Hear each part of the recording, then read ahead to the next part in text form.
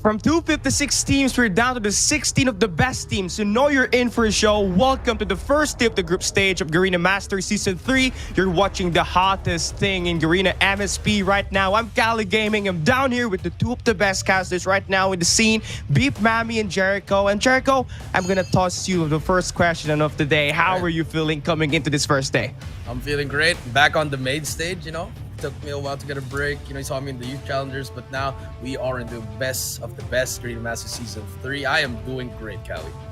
Oh, yeah, that's good to hear. How about you, Beef Mammy? It's been a while. It's the last time we saw you cast for Garena, it's on Garena Masters Season 2. And how are you feeling coming into this game and coming into this day? Well, I feel great. I said a while ago before the show that day one is my favorite because it's the start of the tournament, because it's going to be fast. And yes, day one only has 3 matches, but it's going to be a blink of an eye. Once we open it, it's going to be finals already. So day one is going to be hype. Oh yeah, definitely. This is going to be hype. And do note, guys, that there's only 2 matches on screen earlier, but we're going to have 3 matches here today. So you better make sure that you guys stay updated right now. If you're watching on Facebook or in YouTube, make sure you follow, like, and share the official Garena Call of Duty mobile page for you guys to be updated. And definitely, it's going to be a packed gameplay here today, because today, Jericho, we're going to see Smart Omega. And this team struggled on Garena Masters Season 1, but they redeemed themselves back in Garena Masters Season 2. What's going to be your expectation for this team coming into this Garena Masters Season 3? I feel like their expectations try to go back to back. It's the hardest thing to do in esports is staying on top. And Blacklist, they've done it 6 times in a row. They failed on the 7th time, but now it's Omega's turn. Can they go back to back? Can they win it through? And not only that, this is road to the world. So there's a lot of expectation for all these teams, Kelly.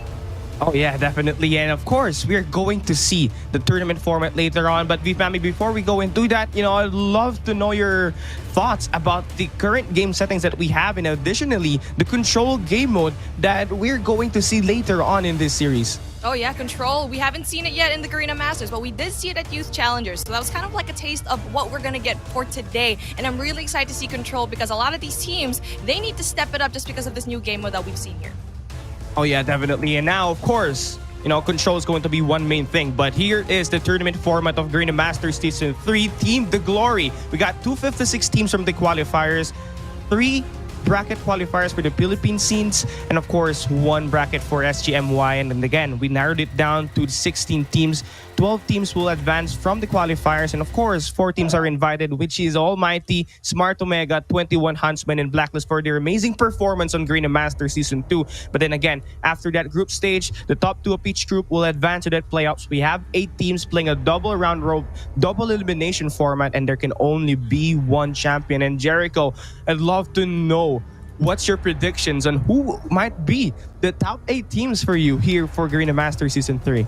I think you got to give it up to the top 4 from the last season. You got ALMGHTY, Omega, Huntsman, and Blacklist. Definitely, you could, argue if you're a betting man, you definitely bet on those 4 teams to qualify. But looking at the other 4 spots, you got a lot. Group A, pretty scary. Group B, all of these brackets, all these groups are very scary. But you got to look at RTL, formerly known as Tired Esports.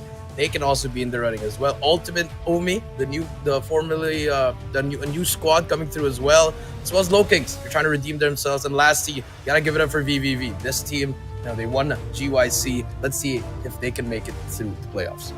Yeah, and for sure, that transition, of course, from VVV Esports, they for sure, after winning that Garena Youth Challenger Season 2 championship, they will translate that momentum moving here at Garena Masters Season 3. And of course, we're going to look at the prize pool here. And of course, ever since Garena Masters Season 1, Garena has been providing us some tough competitive action. But not only that, we are definitely going to see a top-tier prize pool as well, which gives the team a lot to fight for here, Vip Mammy.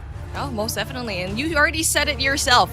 We have only 2 slots for the World Championships. If you thought Garena was already pretty competitive, it's going to be even more tight, because we only have 2 compared to the 3 that we had last year. And now they're fighting for the first place, obviously $10,000. But you see all the way down here, it's basically just a consolation prize for this team, because they definitely want that spot in the World Championship. Oh yeah, definitely. That's the goal here for all of the teams that will be competing here at Garena Masters Season 3. As you all may know, this is Stage 3 of Call of Duty Mobile World Championship 2022 for Garena. And again, the spots for the World Championship is only limited to 2. And I'd love to know more thoughts from you on that, Jericho, since we have other teams coming from the Indonesian region, the Thailand region, the Taiwan, and of course, the Philippine and the MYSG type of region. You know, it's going to be competitive from here now, Jericho. Yeah, it's going to be definitely competitive. Not only that, even here in this Garena Masters, it's just pretty much practice for Worlds for all these teams, and especially for Indonesian teams, the Thailand teams, all those teams that are watching us right now. They're going to be scouting on these top teams. Not everyone's going to make it, but there are a handful of teams that can definitely win it all throughout in the world stage. Oh yeah, and of course, it's going to be tough. And yes, this is it. First place to 13th to 16th place combined, all of that money, you get 25,000 US dollars. And again, the better the performance, the better money you can bag. And of course, a lot more odds for you to qualify on that stage 4. And of course, this prize pool is brought to you by Garena Call of Duty Mobile. And it's going to be really, really awesome to see what's going to be the focal point of today's series here today. Because, you know, Bifami, we talked about this one earlier, and it's the new game settings. You got 250 hard point, 7-round S&D, and that new control game mode. And what game mode are you totally looking forward to the most coming into this day? Oh, most definitely Control, because we haven't seen it before. It has replaced Domination, and definitely really interesting because we haven't really seen these teams play it yet. And again, speaking of the teams that we've seen, Group A, Almighty, Sem9, Legacy, and Ultimate Omni, we are excited to see this because Group A, this is a really tough team. Don't you agree, Callie? Oh yeah, this is going to be a really tough group. As you can see, Almighty, top 3 in Garena Master Season 2, and this is their 3rd appearance. Then you took a look at Sem9, who had a pretty great performance in Garena Master Season 1 and at Garena Youth Challengers Season 2. And, you know, this team will be back for more action. But then again, you take a look at another returning team in C8 Legacy, who totally appeared for 3 of the Garena Masters. And, you know, Jericho, for C8 Legacy, Garena Master Season 2 was tough for them because they lost Trey, and of course the performance took a big hit, but looks like they're back here once again, and they will definitely try to make a better run compared to that Garena Master Season 2. Yeah, that is right. I've definitely heard you say Legacy. You know, we expected them to be that top team, but like you said, Dre gone, and then they have a new lineup here in Cali. But not only that, look at Sem9. Failed to qualify in Season 2. They lost in GYC. And now they're back here up against Omni as well. I feel like Omni is going to be that dark horse in this Group A. But this group's definitely... Honestly, all those 4 groups might be like group of death. There's not even a single one that stands out here. But this Group A, very interesting. Man, you got the powerhouse team of Almighty here. Definitely see them get that first spot. But it's that second spot. We don't know who's going to get. Is it Sem9, Legacy, or Omni?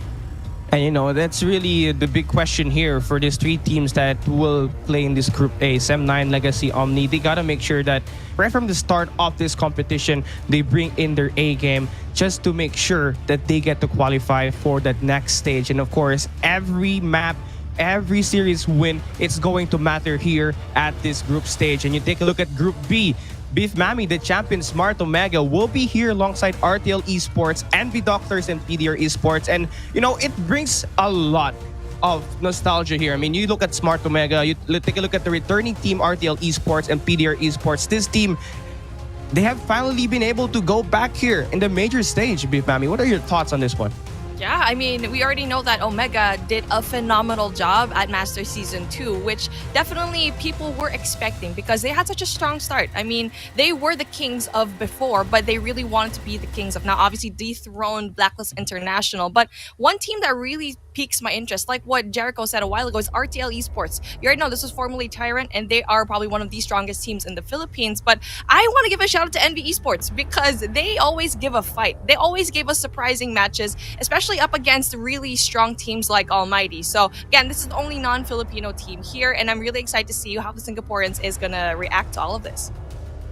Oh yeah, definitely. And you know, for Envy Doctors, this is going to be a top challenge for them because they're going to be put on the spot with these PH teams that definitely will give them a run for their money. But I want to talk about PDR Esports. The last time we saw this team actually was on Garena Youth Challenger Season 2. And it seems like their impressive performance and their run on Garena Youth Challengers was able to translate here right now with this Group P. And they're definitely looking to qualify as one of the teams to advance to that playoffs. And Coach Jericho, I'd love to ask more information from you. I mean, Smart Omega, they were the champions of Garena Masters Season 2. And then again, we move into Garena Masters Season 3. This season, it features a lot of more variables to come. You got that 250, as I said, 250 hard point. You got the 7-round S&D. Then, of course, that control. Do you think Smart Omega will be showing us a little bit more of an impressive performance in that control game mode, assuming that it's one of the newer game modes here overall in this competitive scene? I feel like it's going to be very, very interesting how Omega plays. I actually got to talk with their coach, did a little interview with him. They said they're pretty much ready for this one. They're ready to shock the tournament here, and actually they want to be the best control team here at the same time. So expect them to be right there with them, but at the same time, we got to look at those top teams. And now let's take a look at Group C. Cali, Huntsman, LOWKINGS, Sector Zero, and ACNO Finesse. This is a new bracket right here. We got some new teams here. Sector Zero and ACNO Finesse. I believe, Cali, you've covered these teams. I think you have some information about this. Can you tell me more about it? Oh yeah, definitely. And before we talk about Huntsman and WPM LOWKINGS, Sector Zero actually one of the teams that an eye out for here at Group C, because they'll feature one of the stronger players before in 2021 of Call of Duty Mobile Garena Esports, which is IPOW, and definitely is one of that bigger guys and more experienced guys to play for Sector Zero, as they definitely would love to qualify for that second slot on this group stage. But then again, Coach Jay, you take a look at the players, the teams that they will go up against. Sector Zero and ACNO Finesse, these are new teams, and they're going up against the seasoned teams in Huntsman and West Point Mamba LOWKINGS. These two teams right here on the Lepser side, they definitely have made consistent appearance in Garena Master Season 1 until Garena Master Season 3, and their efforts continuously has been able to give them a lot of achievements. I mean, Huntsman placed 4th on that Garena Master Season 2. LOWKINGS placed 5th, and this group right here could belong to Huntsman and WPM LOWKINGS, but I'd love to know more about Sector Zero and ACNO Finesse. I would love them to see and, of course, put in the effort, try to give this team some fight.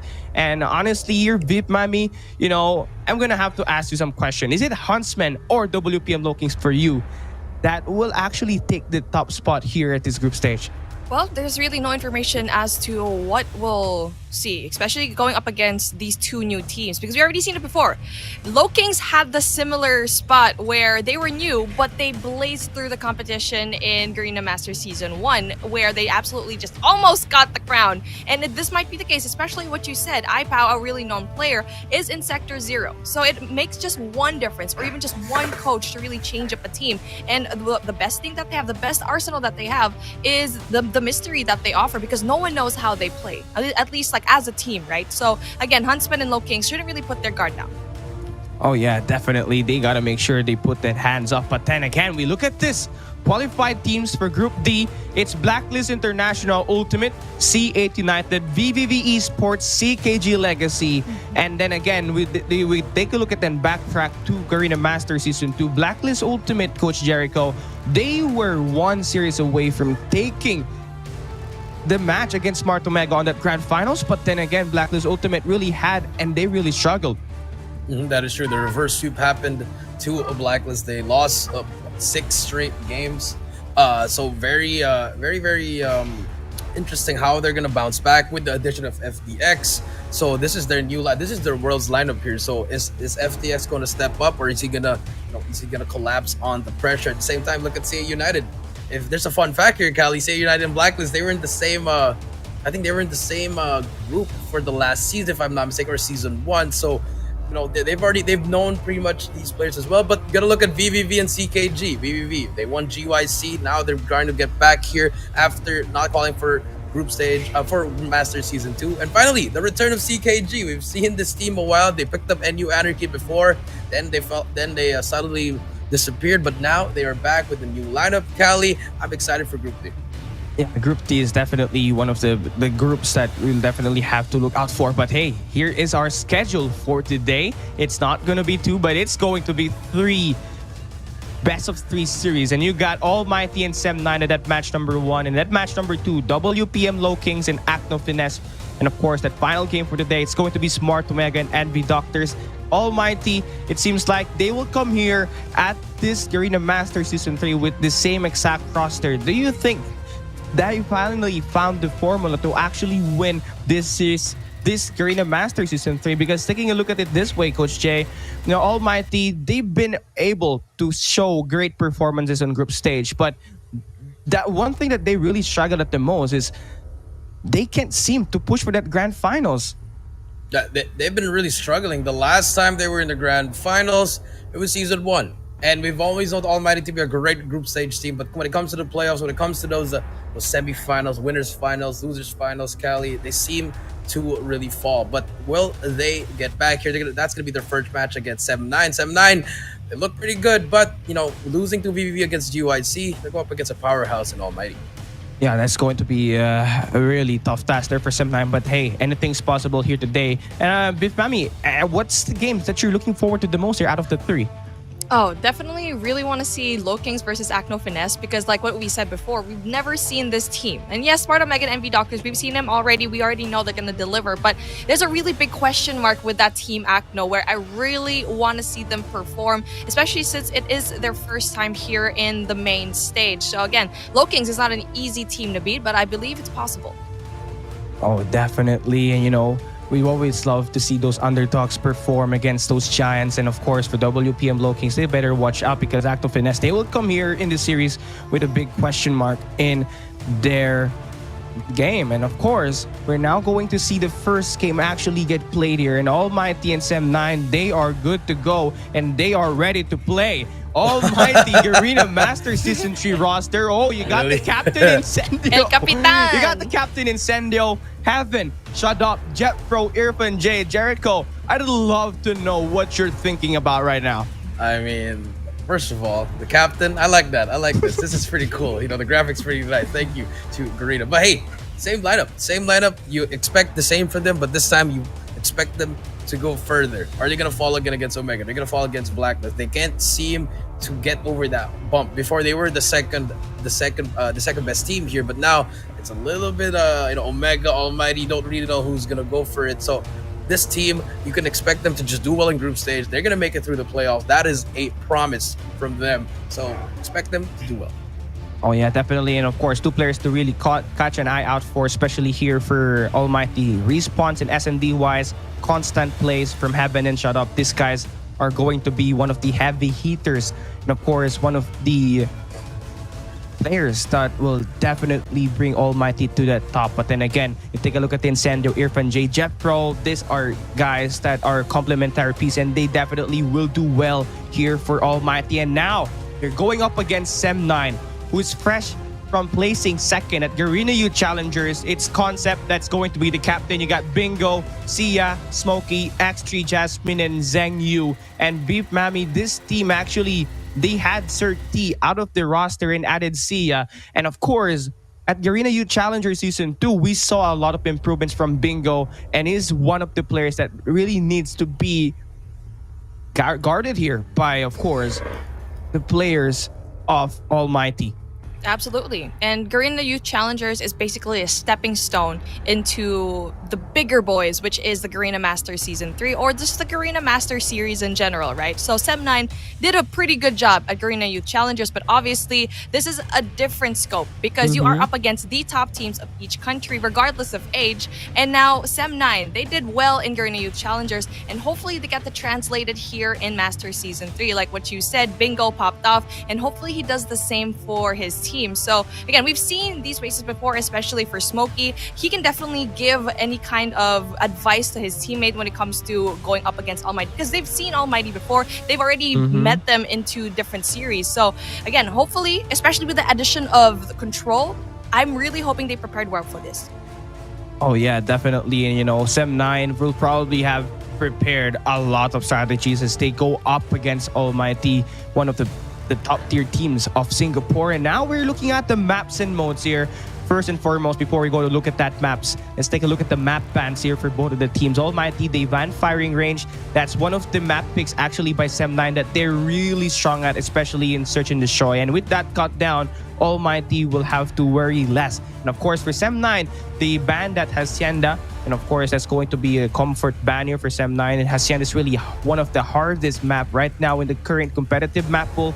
That's hard. That's really hard to master. And again, you take a look at the operator skill band, Purifier, Annihilator, Coach J. How are you liking this operator skill band? Pretty interesting. You know, you thought you'd see the Purifier Sparrow, but now they wanted to ban it because the Sparrow's not the best operator anymore. I feel like the Gravity Vortex has made a name for themselves after that buff, the 3 holes, and then the radius, very big now. So expect the Gravity Vortex to come out here, especially in that slums. You know, a lot of areas, it's just one way, so you can just throw in that Gravity Vortex as well. Then you also have the Sparrow. You know, but be careful. Sparrow can take yourself out, so they really have to be careful what they're using here. But I like the ban so far, and I like the maps that we're playing. Oh yeah, definitely. And of course, for Almighty and Sem9, it's going to matter in response that they utilize all of the operator skills and score streaks that's highly available in this series. And of course, Lum's Hardpoint is going to be the first map here in today's series. Beef Mammy, Coach Jericho, it's the first day, first game of this group stage of Garena Masters Season 3. Take it away. All right, let's go. Beef Mammy, this game number 1 hardpoint on Slum. Starting things off with Sia, the new member for Sem9. Beef, he underperformed in GYC. He needs to step it up here, but against a top team like Almighty, it's easier said than done, Beef. Yep, obviously it's going to be very hard because Almighty knows this map very well. They won this game, I feel like a few series ago. I think that was either Series 2, yeah, I believe. And they only played this once in Hardpoint, so that's going to be very impressive. They already know this map very well. And as you can see over here, Almighty already had that down to the T. And now, number 1, you need to get a lot of the power positions that you have. You already know that Almighty has it down. Brick's obviously going to be a really great power position to have. And now for Sem9, they're just absolutely struggling in the gunfights. Yeah, they're just struggling in the gunfights here, not really getting those skills that they need. But you know, their positioning's okay. But look at this, Almighty. They're gonna set up the P2 already. 3 go down. It's all Almighty in the kill feed, and we pretty much not really expect this. But Almighty, obviously, the mechanical capabilities are there. They are a better team than Sem9. But if you are Sem9, you need to start getting those kills. And finally, Zengyu with 2 as well. But the battle for P2 is already on, and Almighty's gonna be here right. Yeah, and you can see over here, the setup is absolutely great. You need to have control, especially in the backside, where you won't have any kind of flank. So far, Sem9 is funneling all into those 2 lanes that we get to see here, and that is not going to be a good spot. You need to go push through the upper side of the map, which there is no contest whatsoever, and that is why Almighty still has a hold of this. They're winning all the gunfights, because obviously you have more control when you are in the backside. Yeah, if you have that anchor spot, you're gonna have all those spots. You just keep on spotting. If you die, you just go through it, and just like that, Almighty already up to that 60-point mark. Irfan J, you missed this guy. Clutch King, he's already here. And look at this, Sem9, no use of tacticals. They're just trying to barge in. They're just trying to put their heads in. It's not really the best way to do it. You got to use your tacticals here, Beef, instead of using your gun skills in this P2. But finally, they break it for a while, but here we go. Now Sem9, a rotation over at Fountain, P3. This is where they have to come back, get this full hill, and they'll be back in the game. Absolutely, and we need to see the same push coming in from Almighty. Obviously, it's going to be really challenging. As Arches, it's going to be a heavily contested spot, but obviously Laundry also needs to be taken as well. So right now, they're trying to push in. So they're trying to go in for the setup, and so far, not so good for Almighty because they are losing their gunfights in Arches, but it's a good push for them. Almighty finally goes in. Looks like they really want to go heavily push, but there you go. That is the price that you pay for not really engaging very well and not really anchoring the spot if you are Sem9. So just like that, Almighty funnels through. Yeah, Almighty funnels through. Great break. They just broke it in what, 10 seconds after that? They already have the hill. But look at Sem9. They do have the spawn, but no one's even near to contest it. Jeff Pro can bring out the Sparrow, could definitely change things up, but they're just going to be waiting in. Look at these angles by the playing by Almighty. And Sem9 pushes in. Smokey gets 1, but no trade whatsoever. Almighty, they're still there. Even though Sem9 has the spawns, nothing is happening. They're just trying to run away, and you don't expect this from Bingo, a player that has been really, really great. He's struggling against this top team. This is going to be really unfortunate, as we saw that Sem9 had the spawns in their favor. Yeah, just like that, Almighty already has the spawn itself. Not only that, the positioning for P3 as well is going to be P4 rather, is going to be really difficult. Back alley already in control of Almighty. Not only that, they're getting the streaks down already. Sparrow goes down. Like we said a while ago, you need to use this with caution, but they look like they can use it. But then unfortunately, Jeff Pro doesn't really use it to his advantage. Yeah, Jeff From not really to advantage, but the points are still there, Beef Mommy.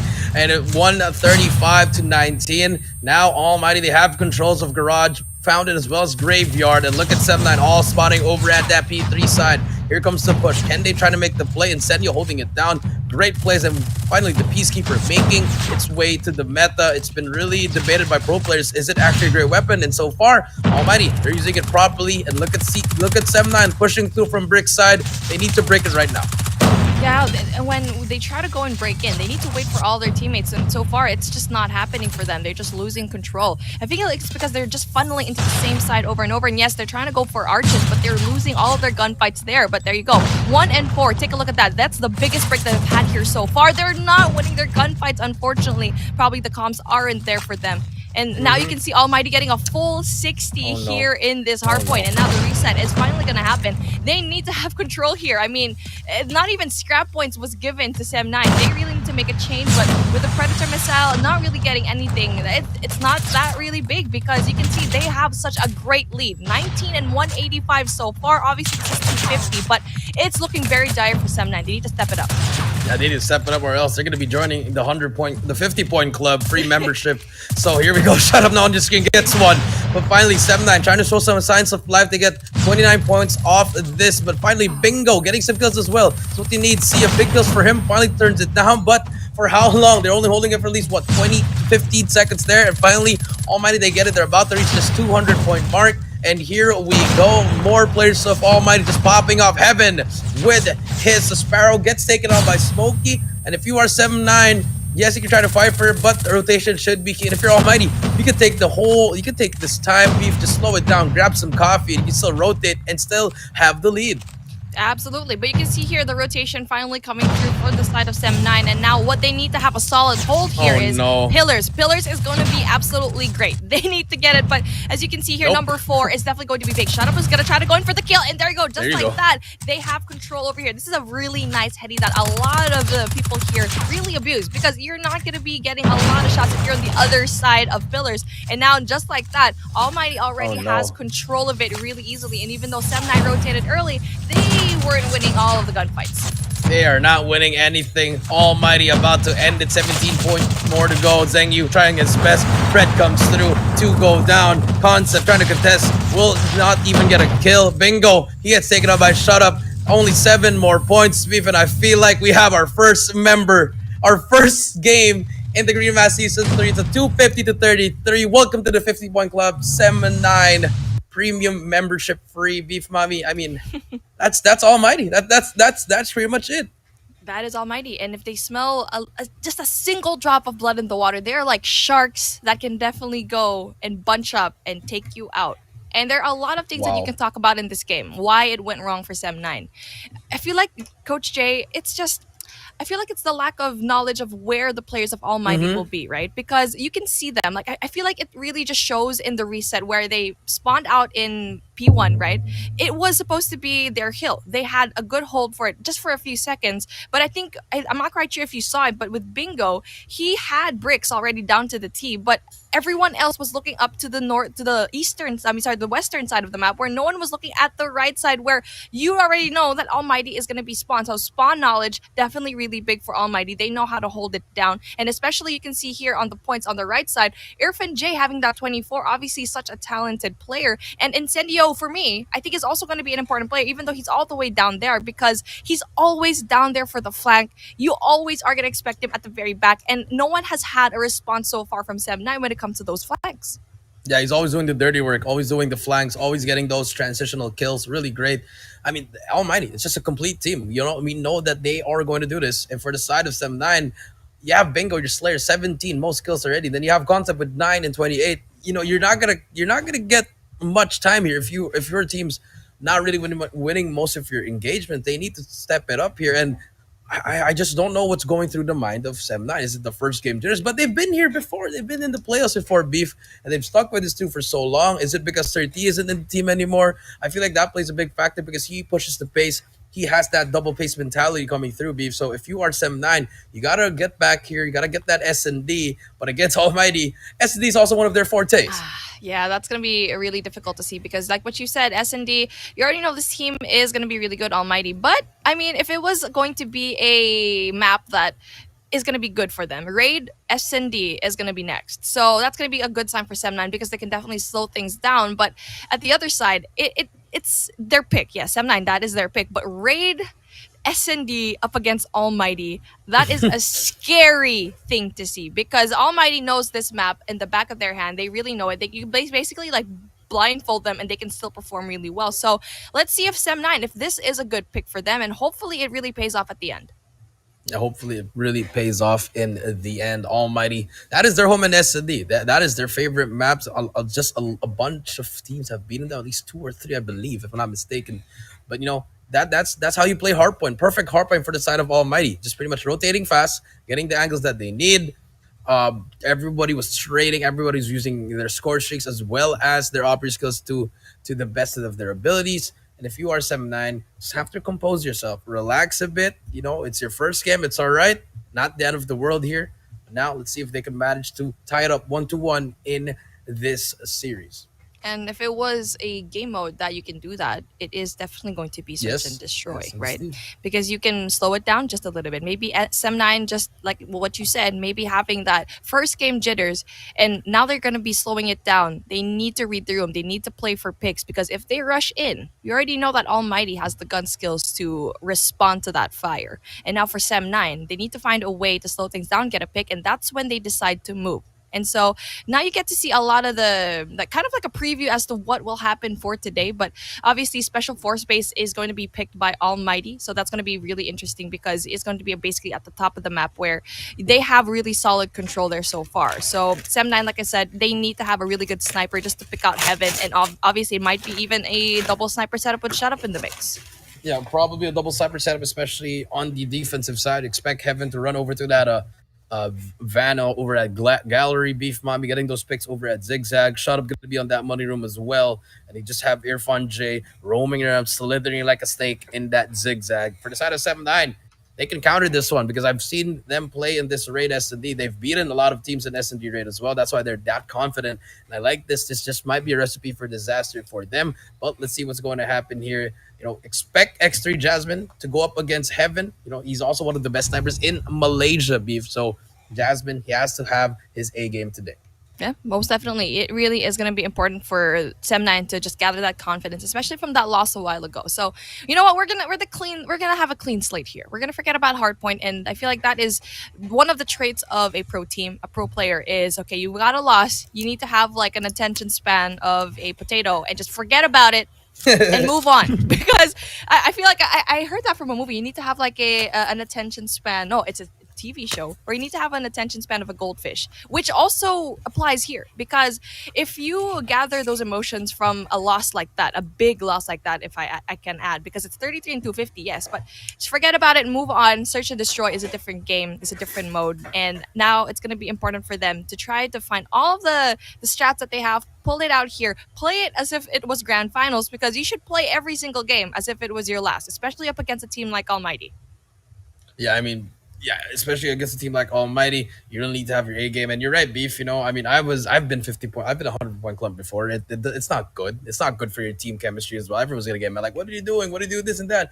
But you can do that just for like 10 seconds after. Okay, guys, let's compose ourselves. Yes, Game 2, absolutely. we tie it up. Let's try to win this series. So that's what you have to do as as an upcoming player. You need to have that top tier composure. Calm, cool, collected for all those aspiring players. If you want to get to this scene, you need to have those tangibles, and as well to be you need to be a coachable player. You need to have great teammates. You need to have that great chemistry, because once you go up against top teams, once your mental's broken, you are going to say GG. Absolutely. And for Sem9, it's double pressure on them because they've been in multiple esports titles before, especially here in Garena Masters. We've seen them already. They've been here for a while, and they've always been dubbed as a mid team. You don't want to be Yep. in that spot where you're basically just filler, right? And that Yep. is basically fire under your butt to just perform and just prove everyone wrong. We've seen it already from the LOWKINGS where they were basically unknown, and then they just absolutely blazed through the competition in season 1 in Garena Masters, where they just absolutely brought the fire that basically just shut up the haters, and now they need to do the same here, especially up against Almighty. But now Sem9, we need to see them step it up here and to prove everyone wrong in search and destroy. And obviously the points right now, they're pretty okay. And the okay is just not enough for them, especially here, because everyone is stepping it up. Like what we mentioned before, right, Coach Jay? We only have 2 slots for Garena in our region out of all of the countries competing here into the World Championship. And so for Sem9, that is just absolutely like pressure on their end. So again, taking a look at the maps and modes right now, Slum's Hardpoint, obviously, it's going to be very hard to see here, 33 and 250. But we are moving on into Raid SND, where you won't respawn at all. But you know what, Coach Jay? I'm gonna not talk about S&D for now, because let's talk about Control, because this is basically like a hybrid of S&D domination, where we haven't seen both of these teams yet. I'm hoping that Sem9 pulls something out of the hat here in Control. I've seen them play I've seen them play Control in the GYC. I messaged Smoke. I'm like, you guys need help with Control? That was my message, because they were pretty they played pretty bad in Control. They absolutely got smoked by BBB in Control.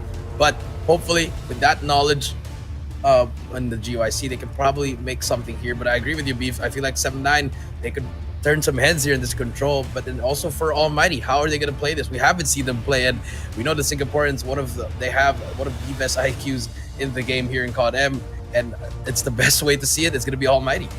Yeah, I mean, for Control, obviously you only have a set amount of lives per team. And not only that, it's just like the added pressure of capturing those 2 points.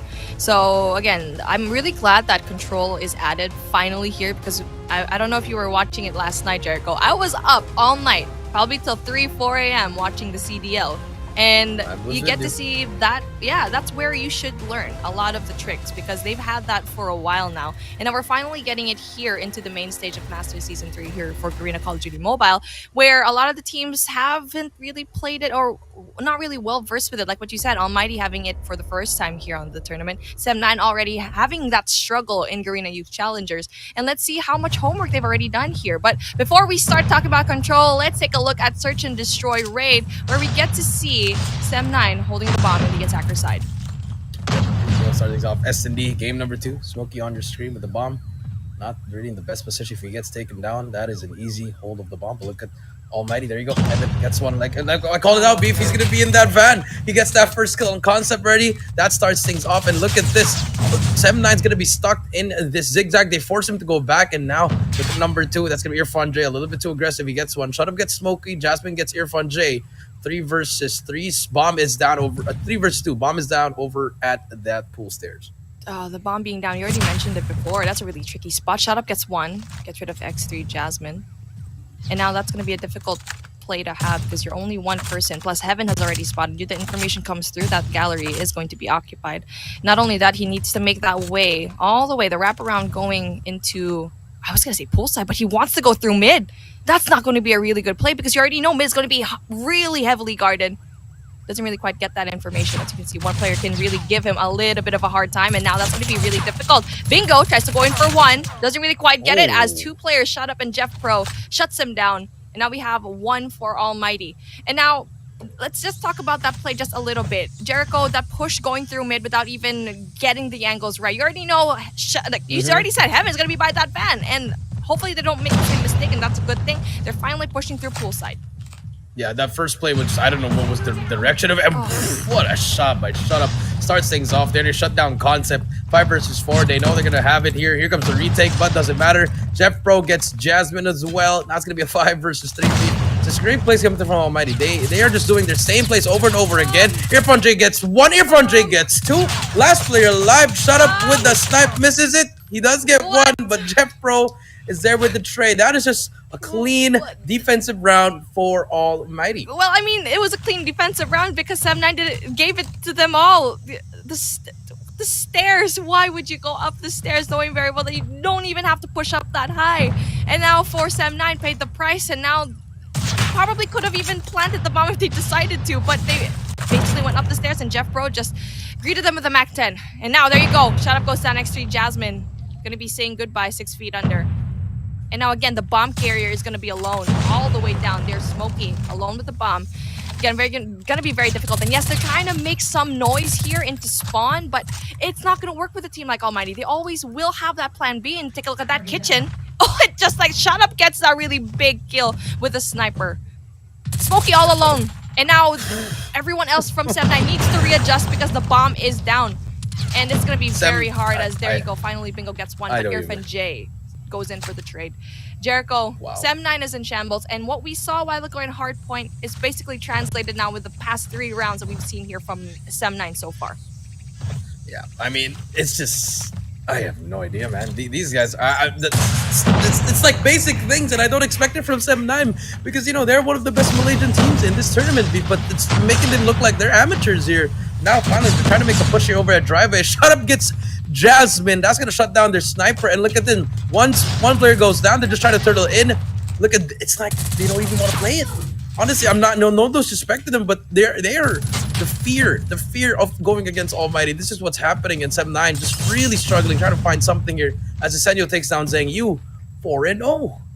It's like they can't decide where they want to look. Yeah, exactly. For 7-9, right? It's like they need to have that patience. The jitter's already obvious in these players. Gallery, okay, when you saw Jasmine go down from Shut Up, okay, fine. That's okay. That's a really good kill from Shut Up, but you can't just, you know, it's okay to have that mistake. But for Gallery, they're basically looking everywhere that everything but wasn't really going to be big. Jeffro goes in for the big opening kill. Shut Up has 2, gets rid of 2 of the players in 7-9, and now we are at a 1v5 situation just as fast as that. Irfan J gets the info and finally shuts it down, and we are at a 5-0, and it looks like Almighty really wanted to have that 7-0. It's very possible, by the way, because of how poorly 7-9 is actually playing here. The reads are just all wrong. Yeah, send the help. Where is 7-9? We can't seem to find the players here. Things are just not going well for them. Again, here goes another play for them, trying to turtle inside Zigzag, and they've been trying to do this play for a couple of rounds now. It's not been working out. ACNO gets 1. 4 players coming through. Zheng Yu. Concept gets 1 though. Okay, now it's gonna be a trade. Finally, you make it the 3 versus 4, a 4 versus 4. But where do you go from here? Look at A. A is gonna be very, very clear. You can try to make some player. That should be information for them. Jasmine should call it out that, hey, let's rotate it back to A. But Zheng Yu right beside Jeff Pro over at that P5. Can he get a kill here, Beef? But looking at Almighty, they are not falling for any of the tricks of 7-9. They need to find a way to answer to Shut Up, because he's been an immense player here and gets 1 more. Speaking of the man himself, they need to find a way to stop him. Either it be a sniper or block his sights, and looks like he's gonna go for 1 more, but doesn't really quite get. Zheng Yu finally gets the trade, and now a 3v3 situation, and now we're slowing things down. But taking a look at the bomb carrier again, there you go. Smokey finally gets 1 big. Shut Up gets Smokey though as the bomb goes down yet again. They just need to be patient here for the side of 7-9. They just need to be really, really patient, and patient is not the answer, Beef, because as we can see, match point for Almighty, and I don't know what's happening. Dude, patience is the answer, because they're not doing anything. Like, they're just rushing in there and not even checking their corners. Well, it's 6-0 now. Now they gotta win 7 straight, Beef. And looking at it, Shut Up with 10-1. Can he get more kills? And here we go. Almighty. They're gonna push through. They're gonna look at this is how you execute a play. This is how you do it right here. The triple challenge coming through. Zheng Yu gets 1 though. Now it's gonna be a 4 versus 4. He's inside the spawn. He takes down 1 more. Now it's gonna be a 4 versus 3. Bomb should go down in a while, but there you go. Bingo gets Shut Up. 3 versus 3. You have information. Just trying to slow it down. Play for retake. There you go. Trying to get that information, but unfortunately for them doesn't really gather. And now man advantage still at Almighty. Now the bomb is gonna be going down. What can Smokey and Bingo do? You can see here, Bingo probably trying to get that pick. Gets that information that there's probably 2 players here, but there's 1 player, Heaven, trying to go in there, making some noise, but you can see here, Heaven tries to go in for the shots. Tries to go in there for the shots. There you go. Bingo. That's a good thing. Peacekeeper. It's a good thing he had that in his secondary. But just unfortunately for them, Almighty just a little bit too quick when it comes to the repositioning. And finally, Almighty with a mighty score of 7-0, just showing 7-9 who is boss. And now we get to talk about that search and destroy, where I feel like it was just a little bit of a disappointing show from 7-9, because like what you said, amateur play, and as harsh as it is to say, I feel bad for saying that, because we just see what we see on screen. It's not the 7-9 that we know, and they were so readable. They look lost, Beef. They look absolutely lost. They need some coffee, they need or some something. Milk. They need some you milk. Need some milk. Not me, but yes, they need some milk. But yes, I mean, going back to the game, Beef, 7-0, a donut in the group stage. I mean, they need to find something. They need the fountain of youth or something. They need a coach, or they can't do a roster change anymore, but they need to regroup, really hard regroup, find their path here in this game, because if they keep on doing this, if this is the performance they're going to bring up in this, I know it's only day one, but if they can keep it up in the days coming in, they're not going to make it to the playoffs. Yeah. And if they continue doing this, but I'm hoping that they turn things around in the I hope different too. days that they will play, because every point matters here. We've already seen it before, almost tiebreakers. So again, yes, Almighty is a difficult team, but if you are trying to be the best team in Garena, to try to get those top 2 spots, then you need to step it up. We didn't get to see that today, unfortunately, but I'm hopeful that they will see this broadcast again. Probably get hurt with our comments, but you know what? Sometimes you need to get hurt in order to change. And now for Sem9, you need to have plays. Oh, sorry. For the people who took that in the other way, sorry. We're talking about the game here, okay? Not your personal lives or your love lives. But anyway, yes, it's really for Sem9. I feel like, coach, they need a guidance. If they already have a coach, you need to go back to the drawing board, or if you don't have a coach, get one, because with this kind of play and the stakes that we have right now in Garena Masters 3, it's not gonna fly here. I feel like it's not even the play, Beef. I feel like their plays, I know what they're trying to execute. It's just Not executable. the confidence there. It's lost. Like, they're scared to challenge these players. I can see it, because once one player dies, they're like, okay, where do we look? We're all looking at one side. We're not. Yes, they're not absolutely. playing. They're not comfortable with playing with each other for some reason. So I feel like there has to be a little bit of a change here, just in the mindset. Like, guys, we are in Garena Master Season 3. Let's try to get back the form here, because we're setting up for Worlds. So it's very interesting how this Sem9 team is playing right now. They need to really just get that momentum, get that swing of things going. And I feel like game number 3, this is where they can step it up here in this control. Absolutely. But like what you said before with Sem9, where they kind of struggled in Garena Youth Challengers, Yes. I'm hoping they change their ways here, because we don't know how Almighty is going to play here yet. So that is the bingo of Sem9. They don't know what's going to happen. They don't know if they're good. But knowing Almighty, they're going to be coming in prepared. So they need to be prepared themselves. But before we move on to Control, I want to talk about Search and Destroy, because I feel like one good thing that we saw there a while ago into the last round, right? Concept was wide open in round number 7 in Bravo. No kind of information whatsoever. Just basically, this is how Sem9 plays. They put themselves in a position where they don't know if it's safe or not, looking in the other way. And then that's when their opponents, Almighty, go in for the flank, or not even the flank, just up in their face. Because you need to do stun checks, nade checks, or if you can't do that, be in a position where you're safe, where you have a heady, if you are behind a wall. But Concept a while ago, he was just wide open with 4 players from Almighty just greeting him. So they need to be extra careful up against a team like this. And especially with a game like Control, where, again, your life matters, because you only have a set number of lives here. Not only that, you have the objective to try and go and get A and B. So it's going to be really difficult, especially what we saw. Hardpoint S&D, that's where this comes into play now, Control, because it's both kind of like an objective game where you do need to be in a point kind of like domination, try to capture it, but you need to look at your life where your life matters. Yeah, you pretty much need to look at, quick maths here, Beef. Life counts.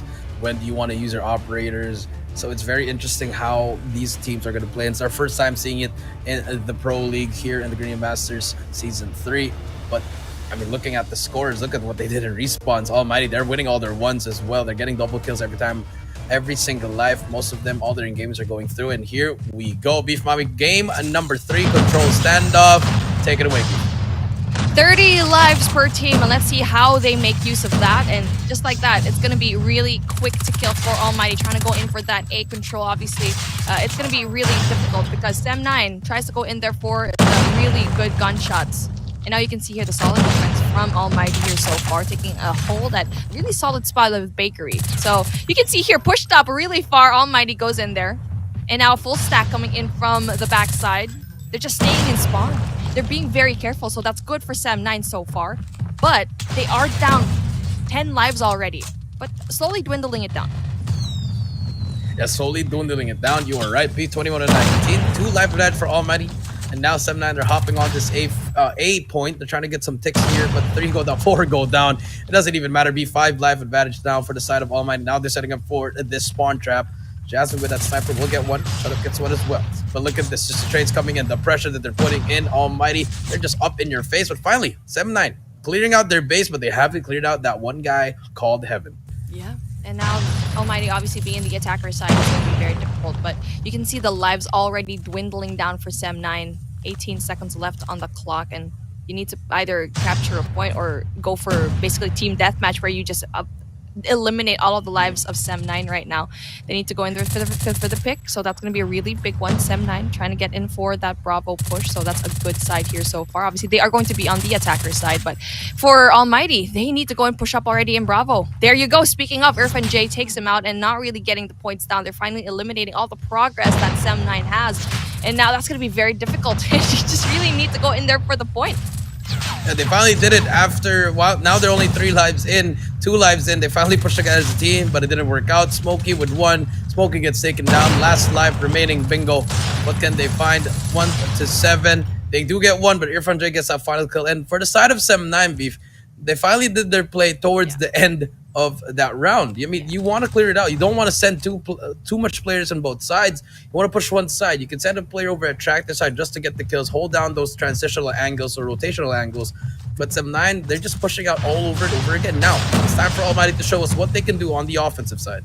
Yeah, let's take a look at what is going to happen here. Sem9 going in there for the defense. And now for Almighty, they have a monumental job to try and either get some picks and then go in for the infiltration. And now Alpha, they're clearing out the site first. So that's a really good job here so far. We got Heaven having 7 already to his name.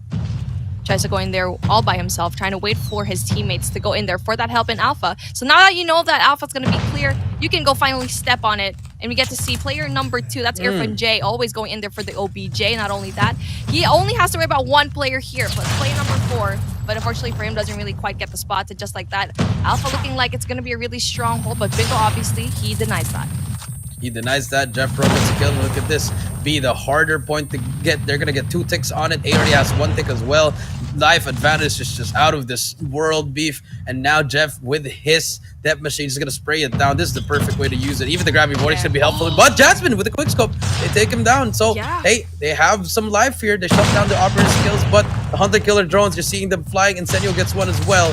18 to 11. Beef Mommy, this is all Almighty so far, unless Zengyu can make the play as he takes down Incendio. More players coming in from Almighty. Zengyu gets taken down by Irfan J. Just no trades whatsoever. You just don't see it from them. Finally, Bingo. He takes 1 down. This is a round. This is a winnable round for them, but a little bit too aggressive there. He didn't spot that player. Bingo. He's going to get taken down. Those kinds of plays are going to cost your team. If you're not checking your corners, you have to be very, very careful and control because every life matters here. And as soon as we say it was 14 to 8, now it's 14 to 4, Beef. That was just, I feel like with Bingo probably shouldn't have pushed out. Probably should have positioned himself in a better spot. And now B captured already. Almighty wins that. And that was signs of life from Sem9. So that is a really good start here. But again, this is where they struggle when Sem9 has to go in there for the attack. So it's going to be really difficult. I mean, for the defense, for Almighty now, the attacker side and the defensive side, they know what to do. They know it down.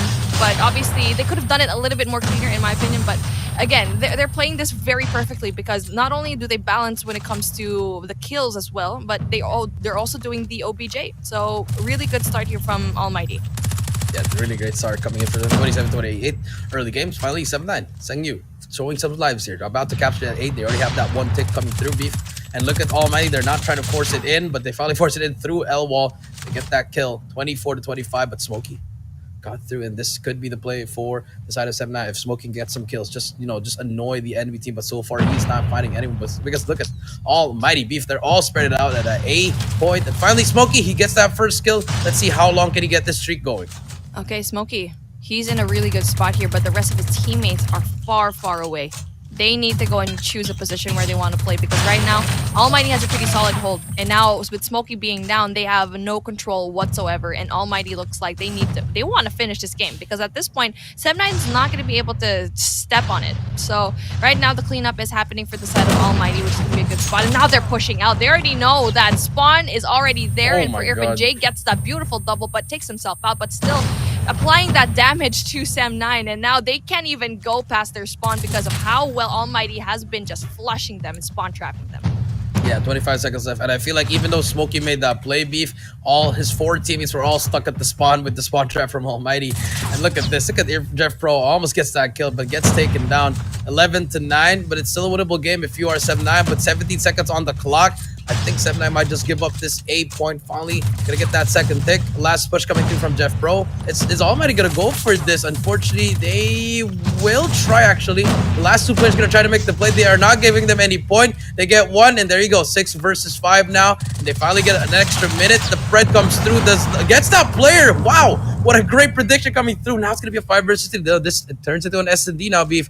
You gotta be careful here as Jeff Pro gets one. He gets this, almost gets that second, but the Sparrow play comes from Zhengyu. Last player alive is gonna be Zhengyu. He's gonna have an engagement in front of him. Evan gets taken down. 2 versus 1 now, but Incendio brings out the death machine, shuts down the last player. That's gonna be a 3-0-1 control. And also they win all 3 games for this first day of the group stage. And that's how you play it, Almighty. Showing Sem9, sit down. Learn from your mistakes, especially going into the next one.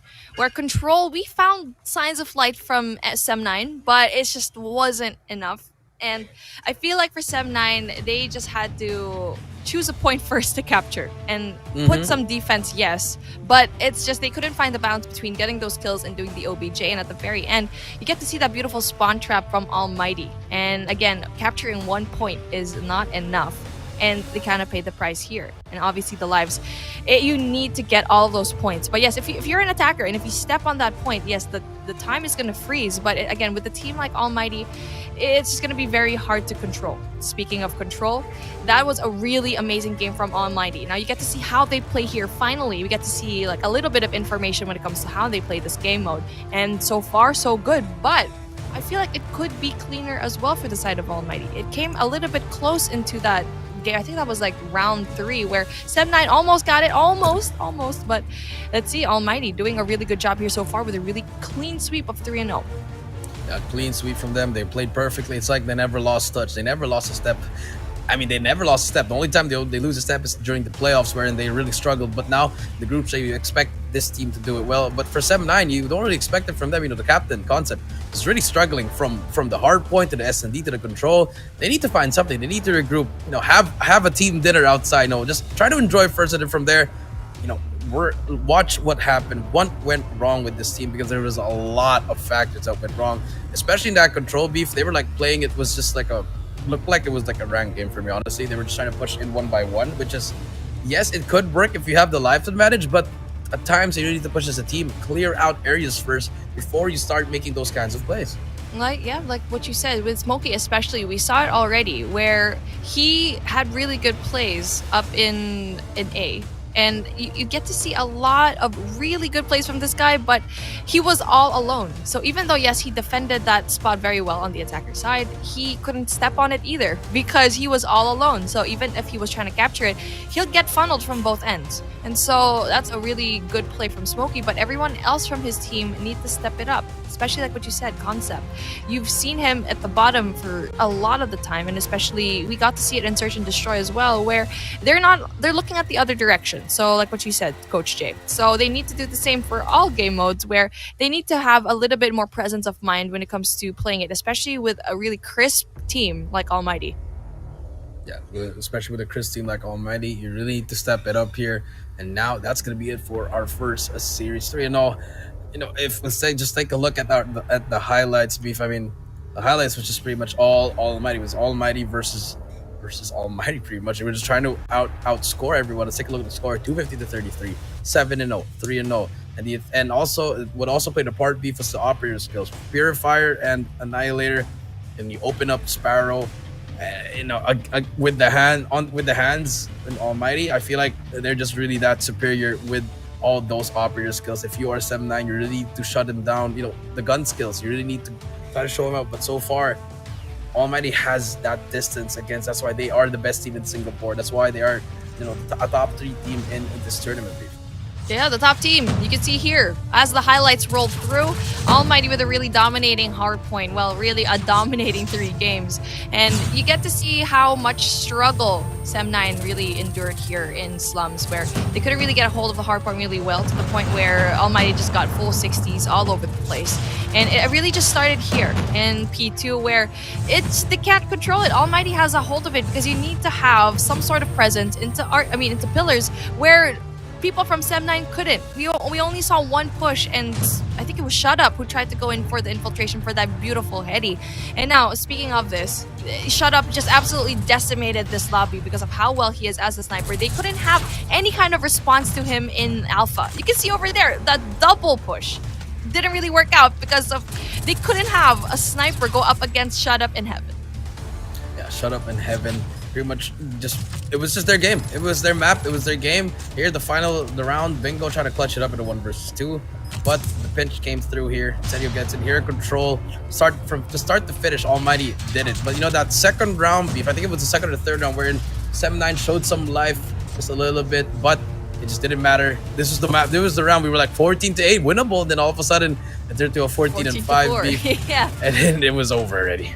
Yeah, and I mean, Control, obviously a game that we haven't really seen in Masters Season 3, so I get that's still pretty big, okay? Sem9, they showed signs of life, and maybe up against a different team, they can probably go and shine, and I'm hoping that they slowly climb their way up to the top.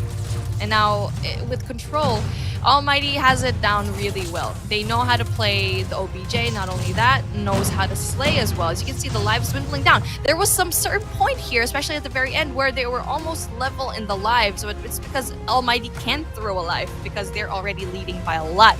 And now, speaking of Soldier of the Game, he has been spearheading his way through the respawns and S&D, especially in S&D, with average kills of 19.33 and an average score of 2,311.67.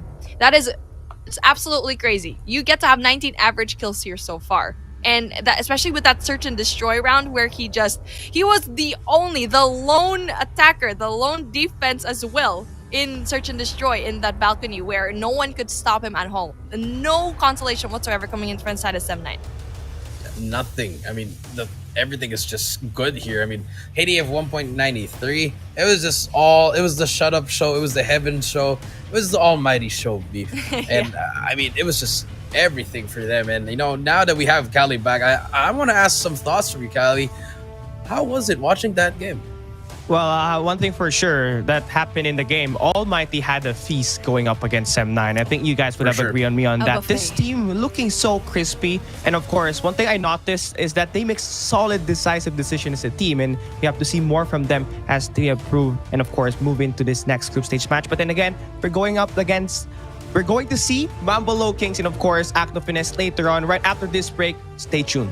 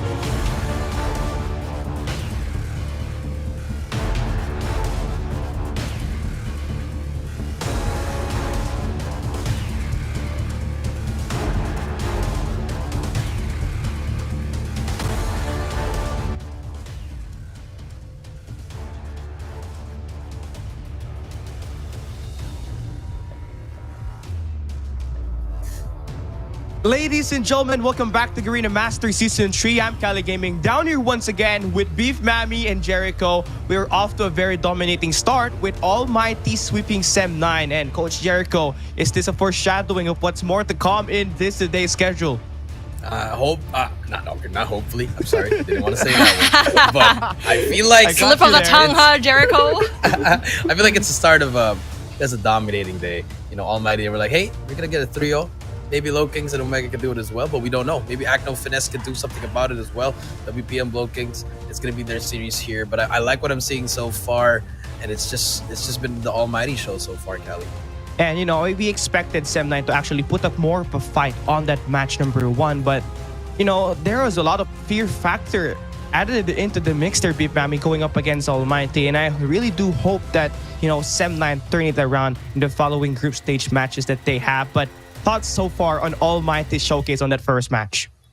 There needs to be confidence for Sem 9. They need to gather that because you are going up against Almighty. Granted, they are one of the top teams of our region, but you are going to have to go through several matches where you're going through the top teams and you're trying to be that top team. So they need to just treat themselves as a top team. But not just that, have the plays and the gunfights to back it up. So again, Almighty, great showing, really clean sweep. But Cali, I feel like for this point, like what we said, right?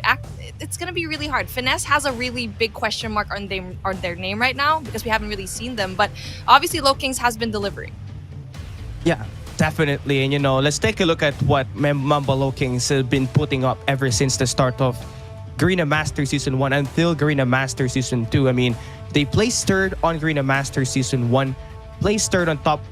They placed third on CGI 2022, and of course, on that Garena Master Season 2, Coach Jay, they placed at the 5th spot, which is totally surprising because they were taken out by Huntsman. And that was the breaking point actually for Mamba LOWKINGS, and for sure, we're going to see them having a new lineup here today. And do you think the more is added in to the lineup of Mamba LOWKINGS will clearly affect their win rate even more?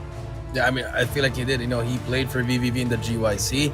He pretty much was flying colors in all the categories, slaying, assists, KD as well, and just, you know, engagement overall. I think he's a great player, and I feel like he's gonna change the dynamic from Raph, because Raph is he's a fast player, but Demor's he's a even faster player. So I feel like with that addition coming through here, it's gonna be really interesting. What kind of plays will he make in this team? Let's take a look at the schedule here. Cali, game number 2. Oh yeah, game number 2. But before we go and proceed to game number 2 now, let's talk about that first match. Almighty Sem 9, 3-0, clean sweep. Almighty had a feast. And again, moving on to match number 2, we've talked about the Moors and of course what he can offer to the table for West Point Mamba LOWKINGS. And I must say, I have to agree with you, Coach Jericho. I mean, Demors plays a lot faster, and you know, LOWKINGS play fast. So he definitely complements the play style of LOWKINGS, and I'm curious to see what they could offer here against ACNO FINESSE. And obviously, again, Beef Mammy, we mentioned that ACNO FINESSE is that big question mark. But, you know, let's not talk about match number 2 and talk about that match number 3, because here we really know that Smart Omega and Envy Doctors, they definitely have one thing in common, and that's 3 total straight appearances for Garena Master Season and Garena Master Season 1 to Season 3. And, you know, love to know your thoughts with Smart Omega actually having a new player, which is going to be risky. Yeah, I mean, risky, yes, but you already know that Smart Omega, they have been killing it. And obviously, they are the champions of Master Season 2. So they want to just spill it over into Season 3. They were able to dethrone Blacklist International with a really cool reverse sweep. And so with a mentality like that, we haven't seen Omega have that confidence in a long time. And so, yes, we already know that Smart Omega is a really talented team, yes. But the confidence, they have it back, and bringing it into this competition is going to be really important for Envy Doctors, this beautiful Malaysian team. We already know they can surprise us really well. They've been surprising us in the past few seasons that they've been here in Garena Masters. And yeah, of course, Envy Doctors, Smart Omega, they'll be playing on that match number 3. But here, moving on, we're gonna see the match number 2, ACNO FINESSE. They have Swiss as their captain, Azra, Calip, Dre, Joke, and Lift. And a couple of notes, the last time that there was an ACNO organization participating in any Garena event, it was on Garena Ways of War. And No, it's great to see this team actually back into the lineup. And, huge shout out to Ed Joaquin Bocag, their clan master. Definitely creating one hell of a team that qualify here at Garena Masters Season 3. But then again, Coach Jay, this team is a question mark. And we basically don't have any information for them. What's their best map? What's going to be the personality? Who's going to be that main player that they can really rely on? And obviously, Coach Jericho, I'd love to know your guesses for ACNO Finesse. I mean, you already said it. We don't know anything much about them, but hey, I'll give it to their captain. I feel like if it's gonna start with someone, it's gonna start with that captain. He's gonna be the one to set the tone for the team, and he's gonna be the one making those plays for those teams. So I feel like that could be the one. But going up against West Point Mamba Low Kings, not an easy task, but they can definitely shock the world here in this first series if they can try to do something out of it. Oh yeah, definitely. And ACNO Finesse being their first time here at Garena Masters, they are now labeled as one of the pro teams, of course, here for Season 3. And obviously, being this as their debut, they gotta make sure that they will find a way to stay composed, because we obviously know about those first game jitters, and for sure Beef Mammy has a lot of things to say for those this first game jitters. Oh, most definitely. We saw it a while ago in Sem9 versus ALMGHTY, where Sem9 they were in complete shambles up against ALMGHTY. And now for Finesse, they must not make the same mistake. They need to show everyone that even though, yes, people don't know you yet, make yourselves known right now up against the LOWKINGS, because LOWKINGS definitely really wants that win. They have been determined to win every single time, and you see it all the time. But it's not going to be an easy feat for Finesse to try to go and finesse some points up against LOWKINGS, because they will definitely not allow it. So for Finesse, if you do have that first game jitters, the first day jitters, get over it, because you're going to have to go through that if you are a pro team. You need to warm up. You need to be warmed up already by the time that we're seeing your faces right now. And you know what? It's just, you need to get rid of that. If you are a pro team, it's just a matter of mindset. Okay, of course, that will be for the boys of ACNO Finesse. But here right now, you're looking at West Point Mamba LOWKINGS. They have Kalo, Demores, BJ, Yopi, and of course, Luffy. And of course, they have Olea as their sixth man. But you can obviously see here, Jericho, that they are calm and collected to play this game. And I'd love to know, again, your thoughts about this team, since they really have a new lineup with Demores added into their roster. Yeah, just great lineup. I just want to give a shout out to Olea. I mean, look at him. They're about to play, and he's still on his iPad, still putting. That is a sign of a great coach guy. Definitely a top 3, a top 2, or even one of the best coaches in Garena. Shout out to you, Olea. Keep doing what you're doing, and I'm proud of you, man. But now, LOWKINGS, I feel like this new lineup pretty fast. It's gonna be double the pace here. They were fast already, but like I said, it's gonna be even faster here with Demores in the lineup. So this is gonna be a great team. Also, look out for Luffy, one of the best natural ARs in this game. Alone, he's one of the best. So you can put him on every single gun, but his AR is his best gun as well. And then you have the duo of Yopi as well as Kalo. Kalo there's also the guy who does the dirty work for this team. So just great things coming there. And then you have PJ. PJ that comes out of nowhere. He drops to like 30 kills. Next thing you know, he's at 50 kills. So all these guys can pop off. And I don't know if ACNO Finesse has that scouting report. There's been a lot of information about the LOWKINGS, but it's just about the execution. And I feel like the LOWKINGS, they are ready to turn it up and place better than that 5th placing in that Season 2. Oh yeah, definitely. And then of course, for Mamba LOWKINGS, this team right here could be the biggest threat to ALMGHTY and of course Blacklist International and Smart Omega. But then again, we have to see them play first. Let's see how will they pair up with each other with Demores added into that roster, especially when you got a new player. You have to make sure that you glue together before you even tell that they're really going to be a great team. But then again, here's our maps and modes. WPM LOWKINGS, they will lose the coin flip. So ACNO Finesse, they will be choosing Team B. Okay, quite interesting. But looking at the map bans here for WPM LOWKINGS and ACNO Finesse, we got Slums and Hacienda.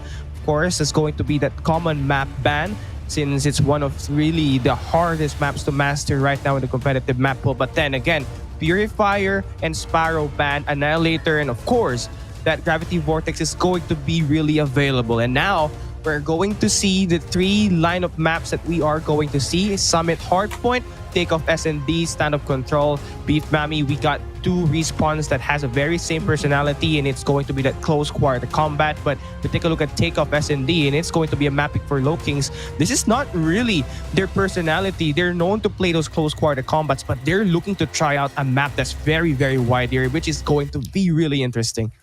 Yeah, Takeoff SND. I mean, LOWKINGS, they probably want to try it inside the mix of, yes, they're known for being aggressive and having those close quarter combats, but SND, I mean, it doesn't really matter. If this was Summit, I mean, if this was Hardpoint Takeoff, then yes, that would be more of a LOWKINGS choice, but to choose SND, I feel like that is very smart. That really just throws off the enemy team really much because you're expecting LOWKINGS to choose something that is a little bit smaller, right? But to choose it on SND, where you can slow things down, that's okay. That's an okay choice to make.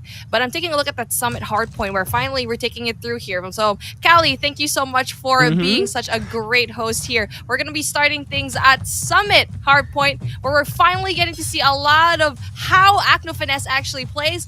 And let's see what will happen here, Jericho. Yeah, here we go. Game number one starting things off with Yopi and the boys of LOWKINGS. And so far, some cryo bombs being thrown by the side of ACNO. They are contesting it, but so far no one has control of this. Just all contest back and forth. And finally, Yopi gets 4 in a row immediately. Can he make it 5? Yes, he can. On pace to get that drone. And just like that, the LOWKINGS, they managed to break it so far. PJ and all the boys, it's all LOWKINGS in the kill feed. Yopi on a 5 kill streak, just playing for his life here. He's working on that cluster strike as well, Beef. And I like the position that he took. He is actually trying to make some plays, but finally gets taken down, Beef. But so far, 15-2. There you go. Really solid hold here so far for both of these teams. So a good defense from ACNO Finesse so far. But obviously LOWKINGS already has a hold of the hardpoint, but it is too early to tell how ACNO Finesse will go and respond, especially with a map like Summit where it's just absolutely small. And now you get to see they're actually winning some of their gunfights and also contesting as well. So that's a really good showing. But obviously for them, LOWKINGS just getting a lot of points here. So far, so good for both of these teams. ACNO Finesse, we need to see what kind of information they will have, especially with the reset over here in P2, where Catwalk, you get to see 2 players coming in from ACNO Finesse trying to go in there for the infiltration. That's player 2 and 3. 11. Yeah, I know. That is just Yopi with 11 already, fully streaked out. That is just absolutely crazy stuff here. Yeah, to stay on him, production. We are just going to watch him. If you could try and drop that. No, please do it. Yopi, 11 kills, fully streaked down. He's actually playing for it. Slowly making the play. Spots 1. He spots 1 as well. Gets the second one as well. But unfortunately, he gets taken out by Strafe from behind. 12 kills is all he can get, but fully streaked out as well. Red has come out. But look at this. No one's hopping on the hill. There's been so many dead time here, Beef. And finally, the LOWKINGS, they get that time here. This is good time for them because they could set it up for P3. And so far, that is what they're doing. Luffy now on the street. He's going to take down by Map and Strafe as well. And here we go. More players. Demors gets 1. Yopi at the back already with 13 on his name. 44-19. And this is the start that you need if you are the LOWKINGS. There's an explosive start to this hardpoint, Beef. There you go. Speaking of an explosive start. Although ACNO Finesse did get some points here, and obviously the rotation needs to come through, but LOWKINGS already has it down to the T. So they need to go in, play for the retake, but LOWKINGS will not allow that as they're winning all of the gunfights, trying to go in there. See, it's really hard. Cable cars, they're just not going in there very easily. The entrance absolutely blocked, and not just that, they're funneling all the way in here into the entrance from control room. It's not going to be easy. You need to have players from all over the place here if you really want to try and scramble the play of LOWKINGS. Yeah, that is true. Now let's take a look. 65-21. Strafe on your screen. Trying to make the play. They haven't really gotten. They haven't even touched this P3 beast. But finally, this player trying to make the play. Number 5, Luffy and Yopi. They shut them down immediately. No push whatsoever. No tacticals from the side of ACNO Finesse. They need to try to use their tacticals here and push from the back. But they are going to give it up, Beef, and rotate already back to P4. Let's see if they can hold this P4. They are back in this game immediately, but easier said than done. Here comes the Fred. Information already has been given, so Demors calls it out. He's also on a 10 kill spree, fully streaked out as well, and here comes the rotation. Not quite sure if I love that play from Kalo, bringing out his Gravity Vortex when there's only like 18 seconds left here. There you go. Speaking of the Gravity Vortex, did not do anything. Could have been used into the next hardpoint. As what you can see here, ACNO Finesse already has a very great hold-up. It's going to be Straff all the way there into the defense. But you can see here, he is absolutely surrounded by all of the teams right now from LOWKINGS. And just like that, they get to go inside and for the retake. So what they need to do, win all their gunfights. So that's what they're doing here so far. ACNO Finesse, that's a good sign here. They're trying to go in for the fight, and so far Kalo's the only one left here. Finally goes in there, the backup comes through. Yeah, the backup comes through, and now 112 to 37. Kalo at the back gonna get taken down, but finally, ACNO FINESSE slowly getting that time. And we talked about it. If you get this time, you're gonna be back in the game immediately. Anamarga on your screen. You're all stacked up, but here comes the players. PJ gonna be the first one to go in. Demores as well, and this is the pace that we talked about. Just really fast, up in your face, challenges everything, bash your head in the hill, and the Lowkings, they are great at that. And finally, they managed to break it. Demores on the 3-kill streak and has a cluster strike, has a drone to work with. But scrap time goes in ACNO. They only get at least 30 points off that beef. Not too close yet, but they have that set up over at P1. Yeah, P1. We need to have control in 2F right now, which you get to see WPM LOWKINGS already have a hold of. So they need to fight this as well. So finally, there you go. Anamarga gets really big kills. So that's a really good sign where they have control of P2. And now, I mean, in control room number 2 in 2F. So that's a really good start here. ACNO FINESSE bunching in the points really slowly, but obviously for LOWKINGS, they're not going to make it easy as they try to go in for the control as well. Demores already does have that Dragon Fire and the Cluster Strike as well. Probably going to be saving it into P2 for when Catwalk, that's because of how open it is. So Luffy tries to go in there for the control as well, so gets that, brings out the gloves. Unfortunately for him, there's going to be one person behind him. Really big kills here from ACNO FINESSE so far. Yeah, big kills coming through from ACNO so far, but as we can see, 131 to 67. They do see them bringing out the Annihilators, but to no avail. Beef Yopi again still has that cluster strike to use. Demores as well, so double cluster strike on the ready. But 141 to 67. 10 seconds left. Rotation is going to be key here. And we do see Demores on your screen. Give me the first one to try to hold it down. But if you look at the map, ACNO FINESSE, they're just trying to win their ones here, but so far they are not winning any of their gunfights here. They need to push as a team now. Double challenge, triple challenge. You use your operators to your advantage, but so far it is not working out for them in this hard one. Yeah, they're just funneling in one spot. They need to find a way to get it to control room number 2 up in the 2F spot because that's where you get to have a lot of control. And speaking of the cluster strike, we already said it. It goes down, and now the defense solid on, and now you can see ACNO FINESSE could not step on it, but then no one else from LOWKINGS also is stepping on it. But then you can see here the defense really solid from LOWKINGS. But as you can see, the Gravity Vortex just doing wonders here in Catwalk. So that's a really good start. But ACNO FINESSE needs to find a way to get rid of all the players in LOWKINGS. And let's talk about like the operator skills that they have, because the Annihilator not really working out very well. So especially with a small map like this, the Annihilator is not going to be really helpful. So the Gravity Vortex definitely is going to be having its time to shine. Yeah, they have their time to shine now. 190 to 67. And Luffy now fully streaked out as well. Goliath and the cluster strike on the prowl. He's gonna bring out that drone just to get for information. We see them through the wall, a little bit of a vision pulse here. Luffy spots one, he tags him up as well, gives the call to his teammates. And finally, here comes Speed 3. He's gonna about to open up, and LOWKINGS about to reach that 200 mark. He calls them out, and this is just great. This is how you use those streaks. PJ with a knife kill on his 3rd kill. PJ gets a 4th and 5th as well. Can we have our eyes on PJ? PJ is on the streak. He just keeps on going. 7 kills in a row. About to reach that 40 bomb. He's gonna go through this cluster strike. Misses that first one. Misses that second one. Gets the 3rd. Gets the 4th as well. He gave them some consideration there. The 5th one as well. And PJ is on fire. Almost gets the turn on, but it doesn't matter. 228 to 67. This is the end of this one. Goliath's inside. How are you gonna destroy Goliath? A cluster strike it's in as well. Demores brings it out. 235 to 67. Beef Mommy. All LOWKINGS in this game. Number 1. Look at this defense. Cluster strike denying the entrance from control room, and a Goliath just saying hello at the very backside. And there you go. WPM LOWKINGS wins this hardpoint and summit very convincingly. And there you go. You get to see it. And not only that, being together like this in person really helps team chemistry and communication. So again, that's a step up from a really amazing team already. Yeah, really amazing team, and I like it. Look at this right after the game.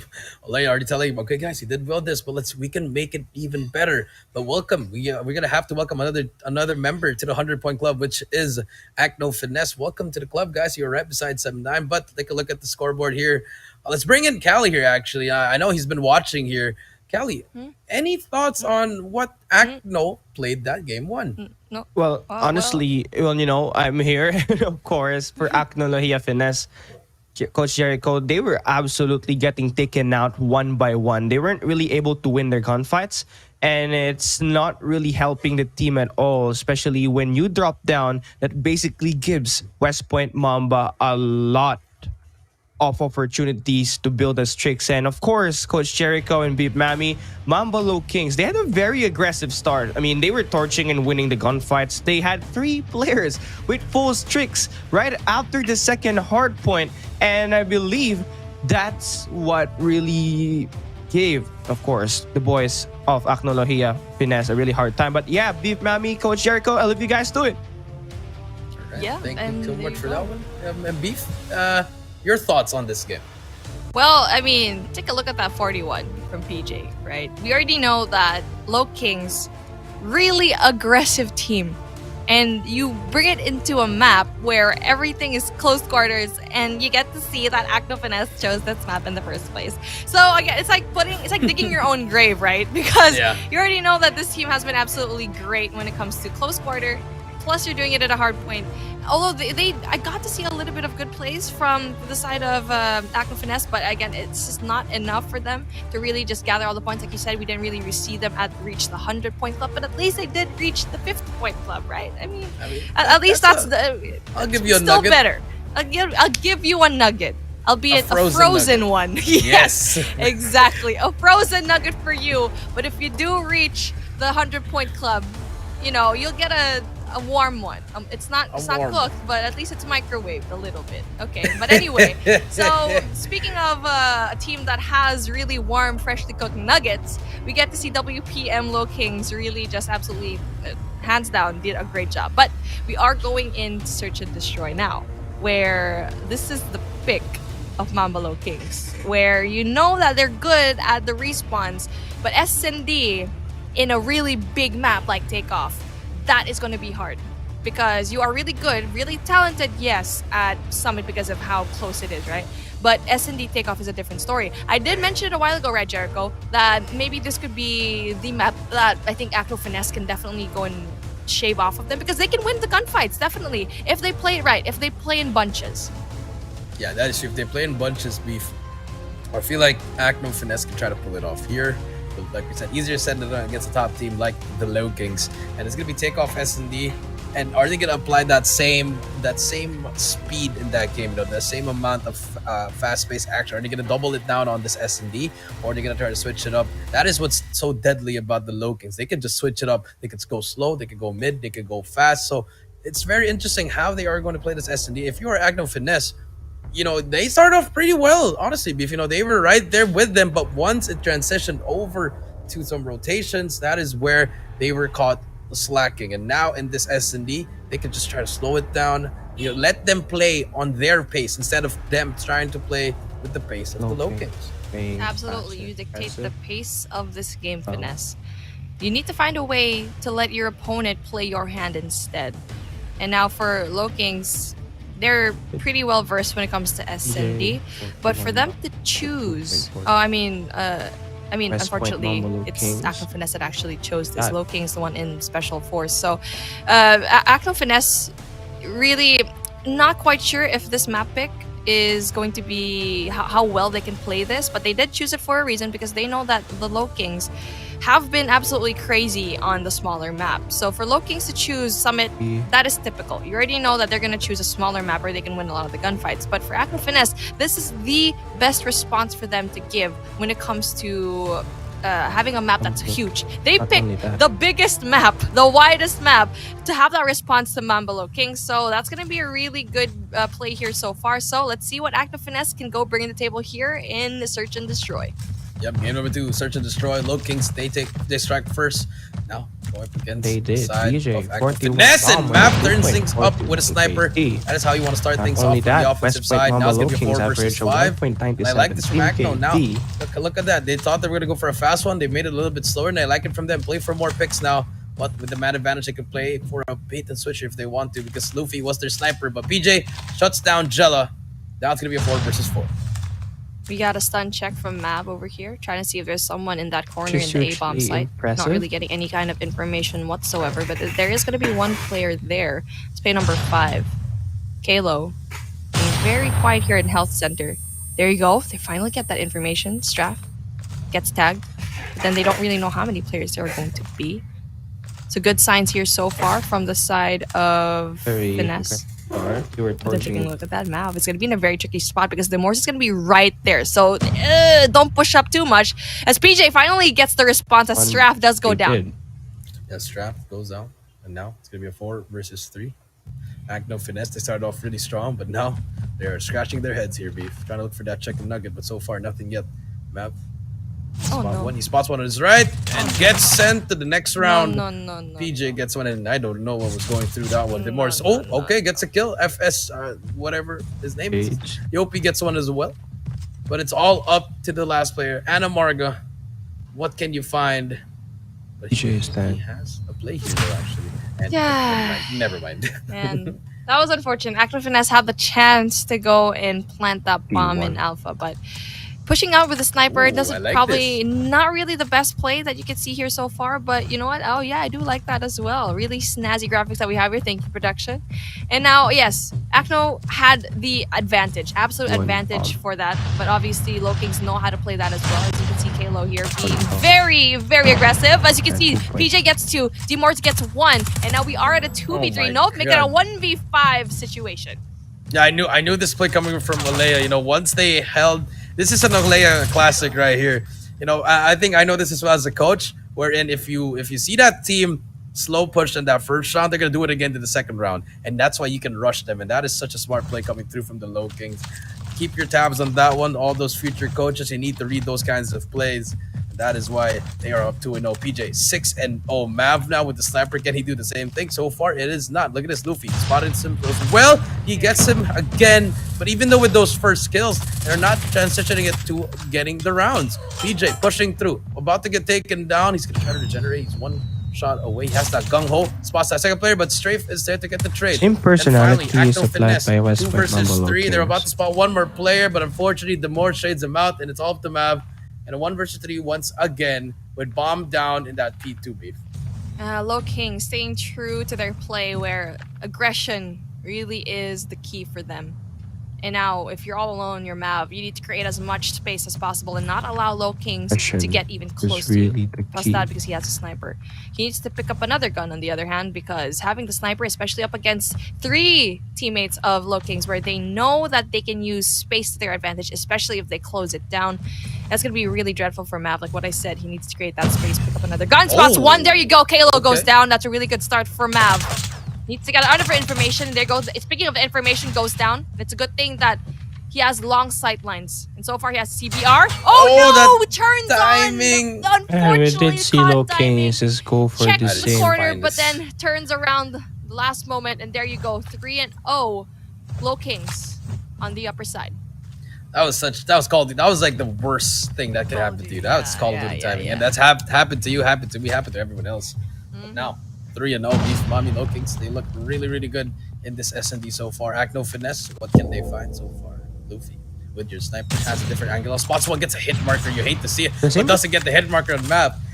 That is what you want. They stop their deadly sniper. But now, ACNO Finesse, they're doing the same place over and over again. No direction whatsoever. Try to push someone from the back.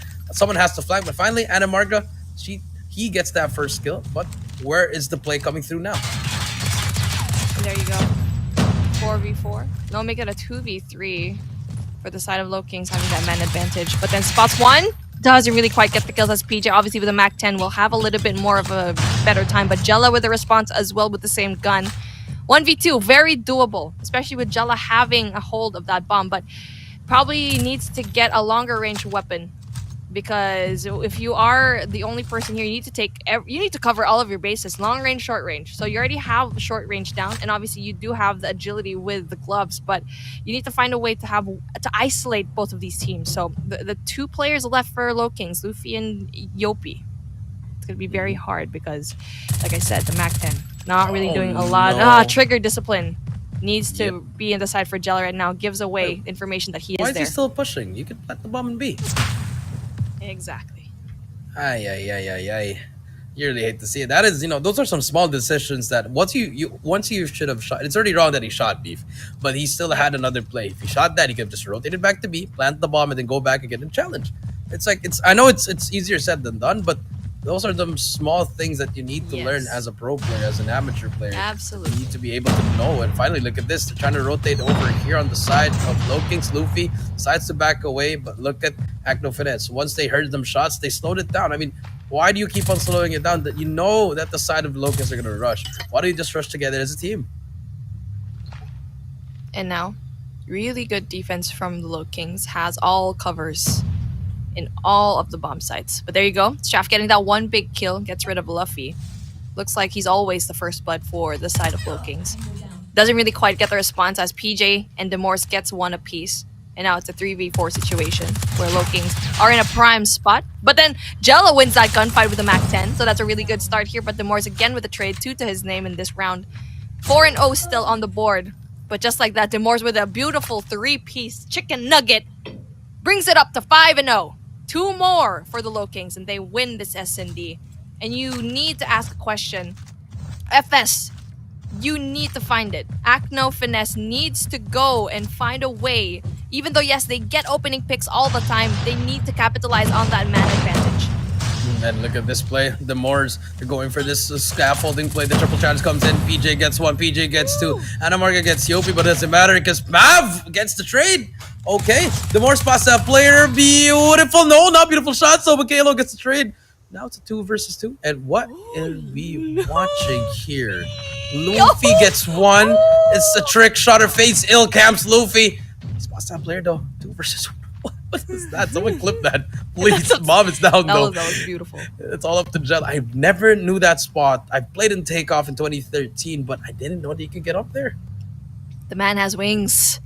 The man has wings. And now they're going to be sitting quiet here. They don't know where the bomb is at. So that's a good thing for Jella. Best case scenario, but we've already seen him before really just not pull through with a strat, especially in a very high pressure situation like this. Needs to go and pick up the bomb, but unfortunately for him, they go in for the rotation into launch base. But now the bomb is going to go down up above, so he does have the sight line. If he chooses to look at it, no, doesn't really quite use advantage of that sight line where he could have used it to his advantage, seeing the whole map.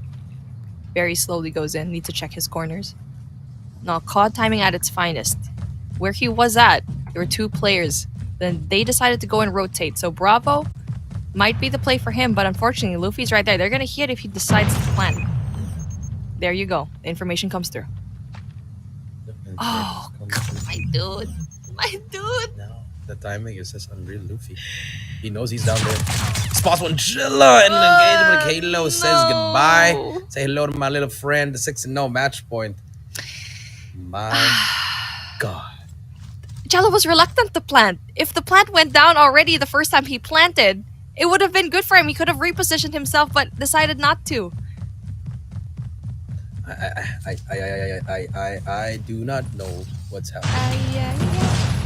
Yes, that is, and now switch of sides and look at this. Halo, Jella, PJ all get some kills here, but finally, oh, okay, 3 versus 3. Now it's an equal. Oh, 3 versus 2. Can Finesse? Can they make the play straight? He spots another player as well, but he gets away with his life. Number 1, Yopi, running away like there's no tomorrow. Number 5 on your scene has an engagement on the screen. Player 5 against Kalo. Yopi gets Mav. The timing. Oh, beautiful. No! You gotta finish your food! Kalo decides to take him out. He finally spots him, and there you go. He gives me a heart attack there. But now it's all up to number 3, Strafe. I think he has to drop on them. He has the perfect drop here. Oh, I think he might just clutch this round beef. This is perfect. If he just manages to hold his trigger down. Oh no, I thought he was going for the back, but it doesn't matter. He gets 1. Okay, that's the first kill they need. Bomb is down though. 40 seconds. He has information where Kalo is. 1 versus 1. Kalo versus Strafe. And Kalo, I think Kalo spots him. Kalo spotted him. Yep, I think this is it. If Kalo doesn't finish his food again here, I will be pissed off. Strafe, right behind him. This is it. This is where heroes are made of. He spots him as well, Strafe. He spots him as well. Here comes a 1v1. Kalo, he gets spotted. He gets tagged up as well. 15 seconds left. He has to stop the bomb here. Kalo, all he has to do is play time. This is perfect. He spots that player. Here comes the engagement. Strafe just trying to back it off. 8 seconds left.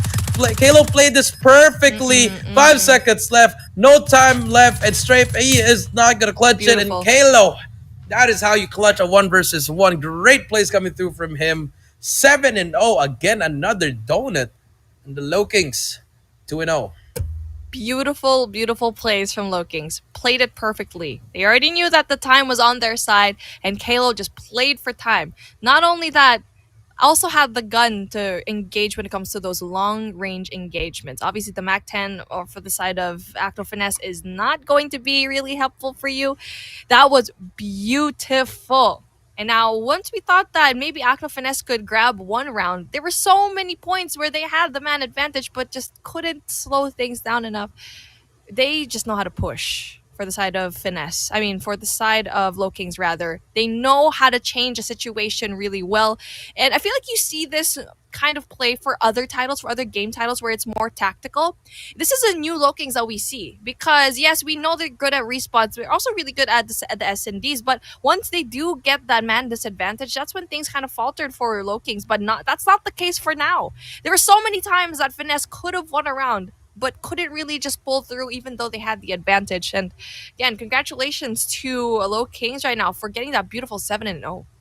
A beautiful 7-0 PJ with 12 kills. The more 7, Kalo 8, Yopi with 4, and Luffy with 4 as well. And for the side of Finesse, I mean, 5-4-4-3-3. Yes, it's going to try to get through that rounds, but they just couldn't clutch it anymore. Very, very unfortunate. But now it's going to be game number 3 control. And I feel like we've seen how LOWKINGS played the hard point very, very dominating. I feel like it's just going to be the same story in this control, Beef Mommy. But if ACNO Finesse can suddenly pull off something here, pull off another win, I feel like it can start in this control.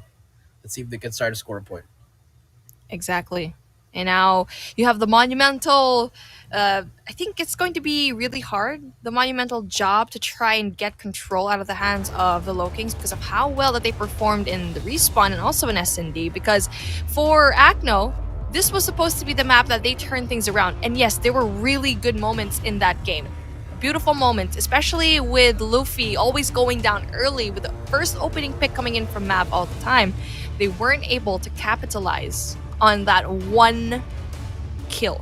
So again, that is going to be a really great S&D match. And obviously for the LOWKINGS, it doesn't matter if the map is big or if the map is small, they just absolutely deliver. As you can see on the scoreboard right now, 250 and 67 for Summon Hardpoint and 7-0 for Takeoff S&D. And now we've seen this story before a while ago from ALMGHTY up against Sem9 in standoff control as well. So we're bringing it back here. And this is the map pick right now of the LOWKINGS.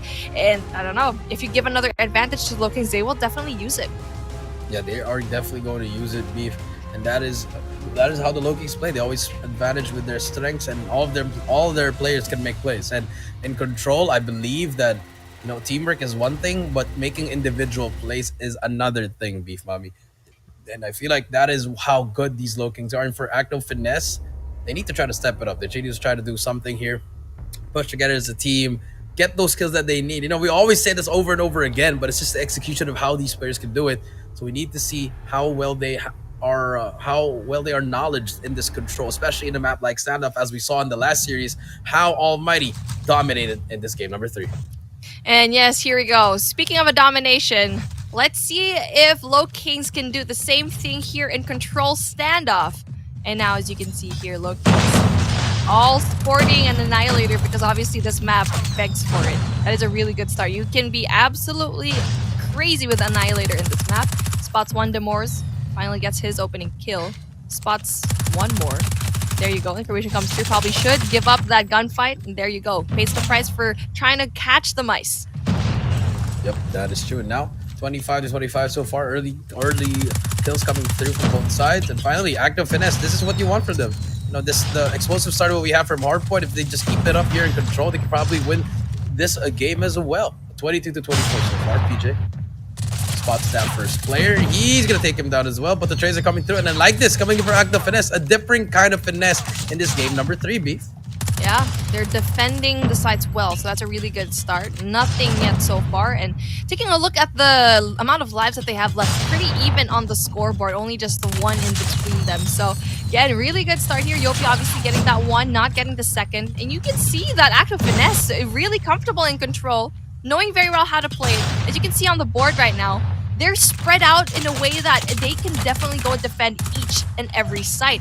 But then the trouble comes here as a 3v2 situation is going to ensue here in Bravo, where they try to go in there. Finally, Map gets a really big kill. Kalo goes down. Only needs to worry about one more. A little bit sloppy, a sloppy control here for the side of LOWKINGS, but I know it's just the first round, 10-13. This is still a winnable game, 10-12 actually. Now we do see the, but look at LOWKINGS, 2 ticks on the side of B. They're both trying to cap at the same time. Demars and Kalo gonna be the first one in. They finally take him down as well, 8-10, and B is gonna be captured. That is the harder point to go for. And finally, another minute has been added. A is gonna be captured, 2.5 ticks so far. Beef, that Demars is just praying and praying. He gets 2 in a row, 10-3, and unfortunately, this is where things have fallen apart. Mav does get 1, but 2-9, 2-1, and just like that, first round goes to the side of LOWKINGS. A little bit of a sloppy round there, but they managed to get that composure and managed to get that round number 1. Absolutely. And I think everything fell apart for the side of Finesse when they couldn't really defend Bravo with those 2 players. They sent 3 players in, but then they just couldn't get it back. And that's where everything just kind of steamrolled out of control. And now back alley, going in for Yopi. Doesn't really quite win that gunfight. Player number 3 right now. I mean, player number 5 with the side of Finesse gets really big kills. And now they have to go and get the site. Let's see how they can respond while being on the attack. Let's see how they can respond in this attack. 23-27. The LOWKINGS starting really strong on this defensive side. Halo gets Mav. And Margus shoots his teammate. They don't want to do that. Thank God there's no friendly fire. But the Predator missile will take you out, Beef. It makes you spawn back to your spawn. And another, here comes Kalo and PJ. And look at this. This is just dominating. Now we do see the LOWKINGS finally showing why they are one of the best teams in this tournament. And Beef, the first round was just a fluke. And now they are running away with this control. Yeah, the defense really looking solid for LOWKINGS. They're really doing a great job. As you can see, the ACNO FINESSE can't even go close to Bravo. Not even A. They can't even cross this line. And now finally they're getting big kills whatsoever. Bravo going to be a point of contention as one person goes down the side of LOWKINGS, where they could have had a 3-man push. And now finally one person is going to be their Straff, especially with the side of Mav. Tries to go in there for Bravo. Good sign here, but there you go. Gets really big kills. Yopi gets 1. Cleanup happening in Bravo. The cleanup happening in Bravo. 2 more kills to go. Yopi gets 1, and it's all up to the last player, but he cannot do anything. Anamark is gonna get taken down, and there you have it. That's gonna be round number 2. I mean, 1 round away, and then LOWKINGS, they're about to finish this off. Just, it's just all LOWKINGS, pretty much start to finish. And we have Swiss with 4, Anamark with 3. If you are dying every single time you spawn up, you don't want that to happen. And look at the way that they all threw the nades at the same time, Beef. That is complete coordination from the side of the LOWKINGS. Beautiful response coming in from the side of the LOWKINGS. And now the defense is just really heavy right now. That is going to be a really good start. But now for LOWKINGS, you already have 2 to your name, so all you need to do is just infiltrate here. You have the advantage. All you need is 1 more. And now for Anamarga, tries to go in 1. Quietly sitting here behind back alley. Needs to go in there for the heavy defense though, as that's a good start here so far. Denies that A push, but leaving. Unfortunately, player number 5 coming in from side of Finesse doesn't really quite go in there for the defense. They need to go in for the cleanup, or else A is almost captured. That was a really dire situation where they couldn't hold it. Probably should have stayed there in Alpha. Probably should have, would have, could have, but it doesn't matter. It's only 1 more point to go. Kalo on a 5 kill spree. Gonna drop the cluster strike as well. Has 1 more player behind him. Does he spot him? He's gonna get the turn on. Oh, please. Oh my god. Almost. Swiss gets that kill. But Yopi now, his Annihilators, gets his turn to get some streaks. Gets the second. Gets the... Nope, never mind. Yopi, why are you breaking your own highlights? But it doesn't matter. 19-9. Beef Mommy, this is a GG. This is a 3-0. And this is the WPM LOWKINGS, showing why they are back in this stage again. And now let's see. The most that they can do is just sit back. Finesse only with 2 lights left, and LOWKINGS with 17. That is not a situation that you want to put yourself into. And not only that, they only have just a little bit more. And there you go, PJ with a beautiful Annihilator kills. What a shot, LOWKINGS. Showing everyone that they still have it and they want to go in there for the win. Yet again, another clean sweep. I should really just bring a broom in this broadcast because of how many sweeps we've been seeing. A 3-0 yet again. ACNO FINESSE showed a little bit of light, but unfortunately couldn't really capture it. Far, far away from the tunnel. and now they go down with 0 points. At 0 points, and there you have it. The LOWKINGS, just strictly business. Straight up, just they did their thing here. Now we're back in the pride. Hello, PJ. Goodbye. Hello there. And now Hello, we get it. And now let's take a look at the scoreboard here. Beef 27 for Kalo, PJ with 22, Demars with 15, Yopi with 15, and Luffy, arguably their best player in the team, didn't have to do as much as he wants to. 11 and 8. And for the side of Finesse, only one player positive, which is Mav. I mean, in Control, the kills, it really matters, Beef. It really matters. Your stats do matter here in Control. It's like a domination, search and destroy, and TDM all in one game. And that is why we love this game mode, because it requires more big brain plays. And now the bigger brain, as of this moment, as of this game, is WPM LOWKINGS. Because there were times that you thought that ACNO FINESSE could get around, especially I think that was in round number 2, where you thought that they could infiltrate it, especially with 3 people going into Bravo. Didn't really work out very well. And I feel like the reluctance on their end is just really shows in this particular game. And so that was a beautiful matchup. All 3 games really dominating for the side of LOWKINGS, and ACNO FINESSE joined Sem9 with a 0-point club. Yeah, 0-point club. Finally have 2 members hopping on. I mean, this is just very unfortunate for them.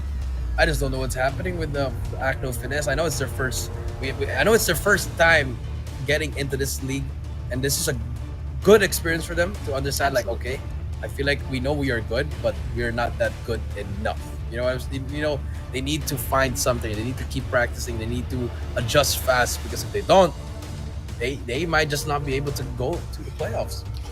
Absolutely. You need to, get all of the points that you need, because at the very end, that's where you step up. That's good for you, but at the end, it might not be enough. We've seen it time and time again where a team heats up too late already into the competition. And so hopefully it's not the case for ACNO FINESSE. And yes, the LOWKINGS, a very hard opponent to beat. But, I mean, again, like what you said, a good show of performance. And so far, they're still half-baked. And so for ACNO FINESSE, take this opportunity, watch your VODs again, try to do your different plays. But like what you said a while ago, LOWKINGS, that is hard, okay? Because you are in the guidance of a really good coach with a really good team. And so to pull up the numbers will definitely be a really good sign at the future scorings. And now, taking a look at right now, speaking of the scores, 250 and 67 for Summit Hardpoint, 7-0 for Takeoff S&D, and 3-0 for Control in Standoff. And you already know that obviously LOWKINGS won that coin toss where they had more of the advantage here. So maybe ACNO FINESSE just needs to have that lady luck on their side, hopefully in the next round. Yep, that is true. I agree with you. Maybe they can have that lady luck, but so far that is our scores for the day. Waiting on our highlights to show you guys what went down, but it was just a wire-to-wire victory. Pretty much all throughout the LOWKINGS. This is another day at the office for them. We know they are a great team, and they just want to get through this because it's where the playoffs is where it's very interesting. That's where teams are gonna really turn things up to a 10 Beef. But so far, this is a great series for the LOWKINGS, great morale boost for them. And from the side of ACNO FINESSE, lessons for them to learn throughout this tournament. Yeah, and you can see here, I feel like the best play that ACNO FINESSE has done here so far, and yes, even though we get to see zeros and not really reaching that 100-point club, is Takeoff S&D. It was very smart for them to choose a map that is so wide, because they know that LOWKINGS, this is probably a weaker map for them because they are more comfortable in closer, smaller maps. And not only that, there are some rounds in S&D that they had the advantage, but they just weren't able to utilize it very well. Because you can see it, Mav always got that opening pick against Luffy, but even though they had that advantage, they didn't know what to do with it. They didn't know what to do with that information. And so that's one thing that you need to clean up if you are ACNO FINESSE, because you already know they have good plays. They know how to engage when it comes to the gunfights, but it's just they don't know how to close things off, hence that 7-0. We've seen it so many rounds where they had the advantage. And hopefully in the future, they get to use that and make it a little bit more crisp and more defined for the future matches. Yep, that is true. More defined, Beef. I definitely agree with you. And now let's take a look at our highlights in a while. But I mean, look, that's pretty much what they are. They were dominating in the Philippine scene, but now they're here. Now let's take a look at the highlights, and we're gonna bring in here Cali Callie, you were been watching. You were on the back end here. Any thoughts on all these 3 games? I mean, then the Mamba Low-Kings had a very aggressive start. I mean, Coach Jay, they were torching and winning the gunfights.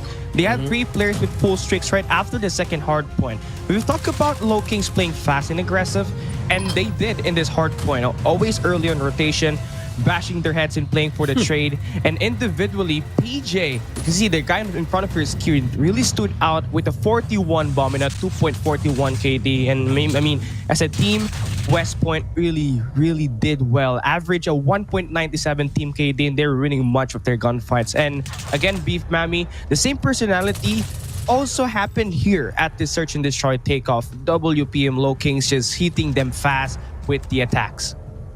Absolutely, the attacks was just great. You can see here, Mav always got that opening pick against Luffy. We kept saying that. It happened so many times in the round here, but with Mav, he is an essential player for his team. And this is the unfortunate COD timing. He could have had it, but there you go. The Morris finally ends it. And now we're going in through the halfway point where we still get to see ACNO FINESSE still having the numbers to their advantage in WPM Low-Kings. They're able to stabilize everything, but unfortunately for them, they don't know how to respond to that. They don't know how to make a counter play up against Low-Kings. Oh yeah, exactly. And that's what happened in that Search and Destroy. 7-0. WPM Low-Kings was just playing that game like a film, and then we translate and move into this control game mode where West Point Mamba Low-Kings started off really slow. ACNO FINESSE was really playing great. They were rating and they were playing for trades, and it totally worked. But then again, PJ and of course the crew suddenly pop off and took that round number 1. And when the second control round hits, that's where Mamba Low-Kings absolutely tried and pulled away on that mid game. I mean, at the end of this game, they were able to average a 1.73 team KD, and that obviously says a lot for what WPM Low-Kings can really do when they play this close quarter map, Summit, Hardpoint, Control, Standoff. They really are really deadly. And of course, Coach Jericho, here is our soldier of the game. You know, we've talked about PJ, we've talked about Yopi, Luffy, Demors, but here today, the guy that stands out is Kalo. Kalo, you know, actually his girlfriend called it already. He was typing that Kalo is going to be the MVP. So shout out to you, Kath and Kalo. Stay strong. But yeah, 2.73 KDA. Hardpoint, I mean, this guy is on a mission. So what, 3 minutes and 22 on a hardpoint, 20 kills, 9 assists, 7 deaths, score of 2-7. Kalo, you are the MVP, and I like what I've seen from him. Like I said, the dirty work player. He's doing everything. He's doing the hard rotations, the fast rotation, the slow rotations. He's doing everything, the scrap time as well. You want every team should have a Kalo on the team. Oh yeah, definitely. And you know, this guy though will average only a few kills compared to PJ. This guy is really doing a lot of the objective gameplay for WPM Low-Kings. Having that, again, you mentioned 3 minutes and 22. Not only that, this guy is so active, and I feel like he's the glue guy for Low-Kings as a whole here. I think you have to agree with me on that, Beep Mammy. This guy constantly improves every season, and here he takes the first MVP soldier of the game of this first day of the group stage. Definitely, and you got to see how well he played, especially in that control matchup where he was the MVP in that round. He had everything down to the T. He was winning his gunfights. Not only that, his usage of the operator skills with the gravity vortex is just really good. He stops the push going in, especially if they're attacking, stops the defense. So again, it really just takes a really big mindset. It changes, and especially with that map knowledge that he has, and like what you said, he has been growing as a player. We've seen that in other teams as well. I think a good example would probably be Irfan J for the side of ALMGHTY, where he just kept on improving every single season that we see him in. So again, that's a bright spot for Low-Kings, and having a player like this. And, you know, we're going to see more from Kalo in the following group stage matches. But then again, we're going to see one more action right up next. It's going to be the defending champions, Smart Omega versus Envy Doctors. We'll be right back after this break.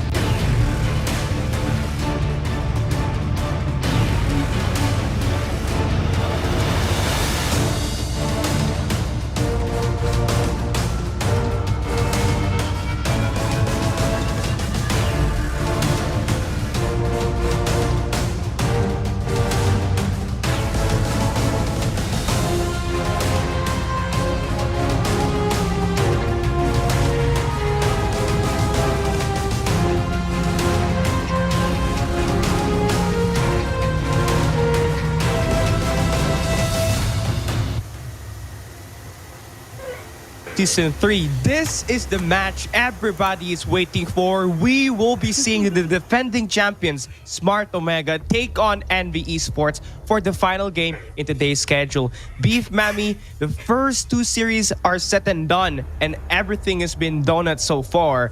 How do you feel coming into this final game today? Dude, okay, I don't want to say it, but I mean, it's Pressure's probably on. expected for this series to be a sweep as well. But Envy Doctors, we already know they can surprise everyone, especially with the games that they've played in the past. So, you know what? I just want to be the devil's advocate and say that I hope that they pull one map. Maybe at least one search and destroy round, please, because so far the SMDs have been Common clean. donuts.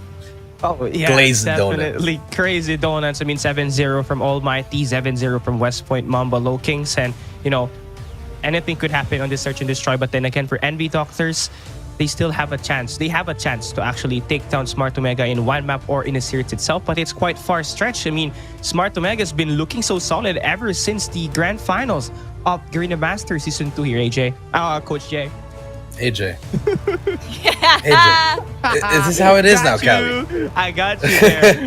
But yes, Callie, you know, but first, before we answer that question, I want to give a quick shout out to all the fans that have been watching. You know, for all the fans of ALMGHTY, 79 LOWKINGS, ACNO, Envy, and of course Omega. They have their own fan base. They have their own cheer group. You know, the Omega girls. You gotta give them up. You know, they're always in there fighting everyone that they can in the comment section. So shout out to you guys. Peace and love, guys. So stop fighting with each other, guys, ladies and gentlemen. But yes, Callie. Final series, Omega, Envy Esports, and I've gotten to talk with Mac from VVV. He told me that Envy before, yes, they were relatively easy, you would say, but now they are actually they're right beside it, because if they are beating VVV, you know, top 1.5 tier team, they're right there. So I feel like Envy, they're gonna give a run for the money for Omega, but obviously Omega, the defending champs, easier said than done. Yeah, easier said than done, and I have to agree with you on that. And now we're going to take a look at the recap of the schedule for today. Everything has been donuts on the match series, but of course in those S&Ds as well, as Beep Mammy previously mentioned. Again, ALMGHTY taking down Sem9 in that first match, 3-0.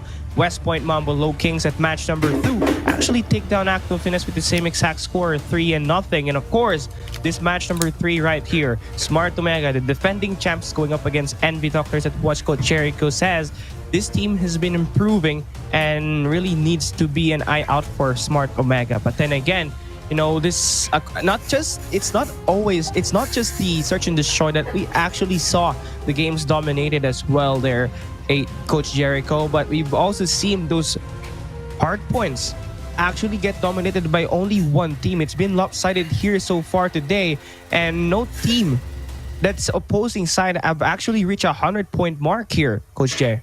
Yeah, no one has reached 100-point mark. We have 2 members already in the 50-point club mark as well. You know, 79 and ACNO FINESSE both have premium membership, free only.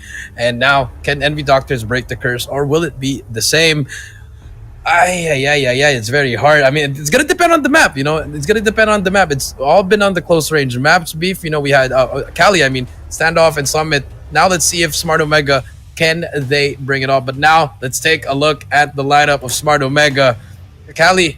This is the legendary lineup of Jay-Z, Whoopi, Kebs, Kendi, Idra, and Rage. You gotta give a shout out to one of the best coaches here. You know, such a Cinderella story from last year. You gotta give it up for Device, Bruce Cruz. He's definitely, you know, he's on pace with Olea. Both of them, you know, Bruce has that one chip over him, so he's definitely gonna be that better coach for the side of Omega. But this is such a legendary lineup, Cali.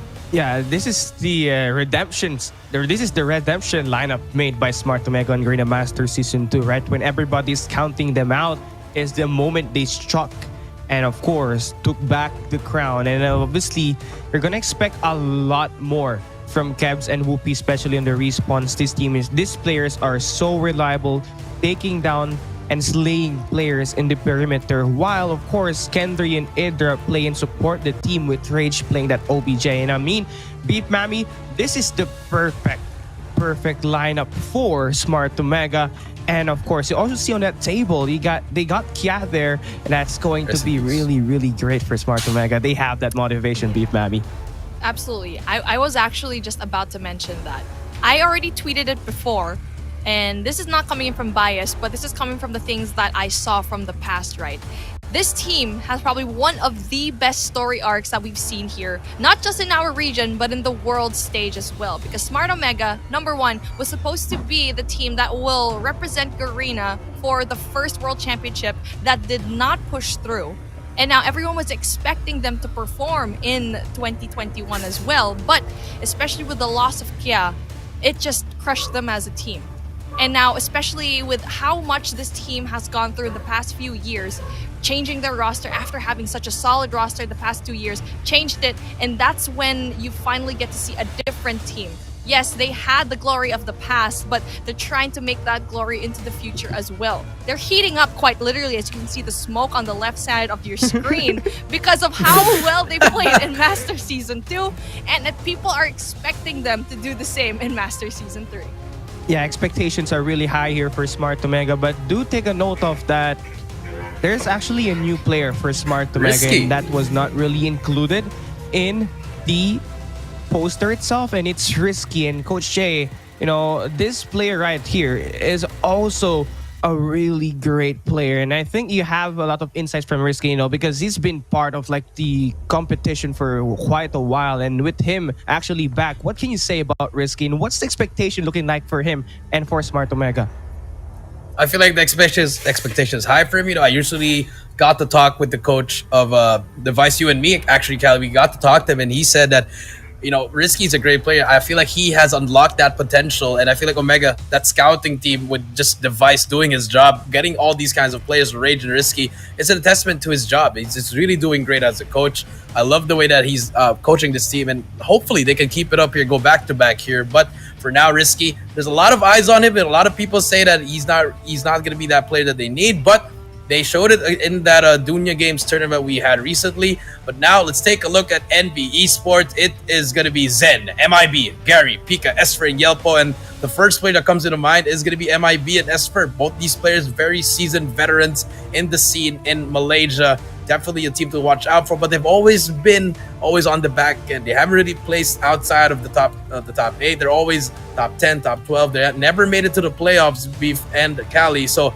expect them to turn things around here. But against Smart Omega, we're going back to that saying, easier said than done. Yeah, easier said than done. And I mean, that's applicable right from the start of their first match until today in this match number 3.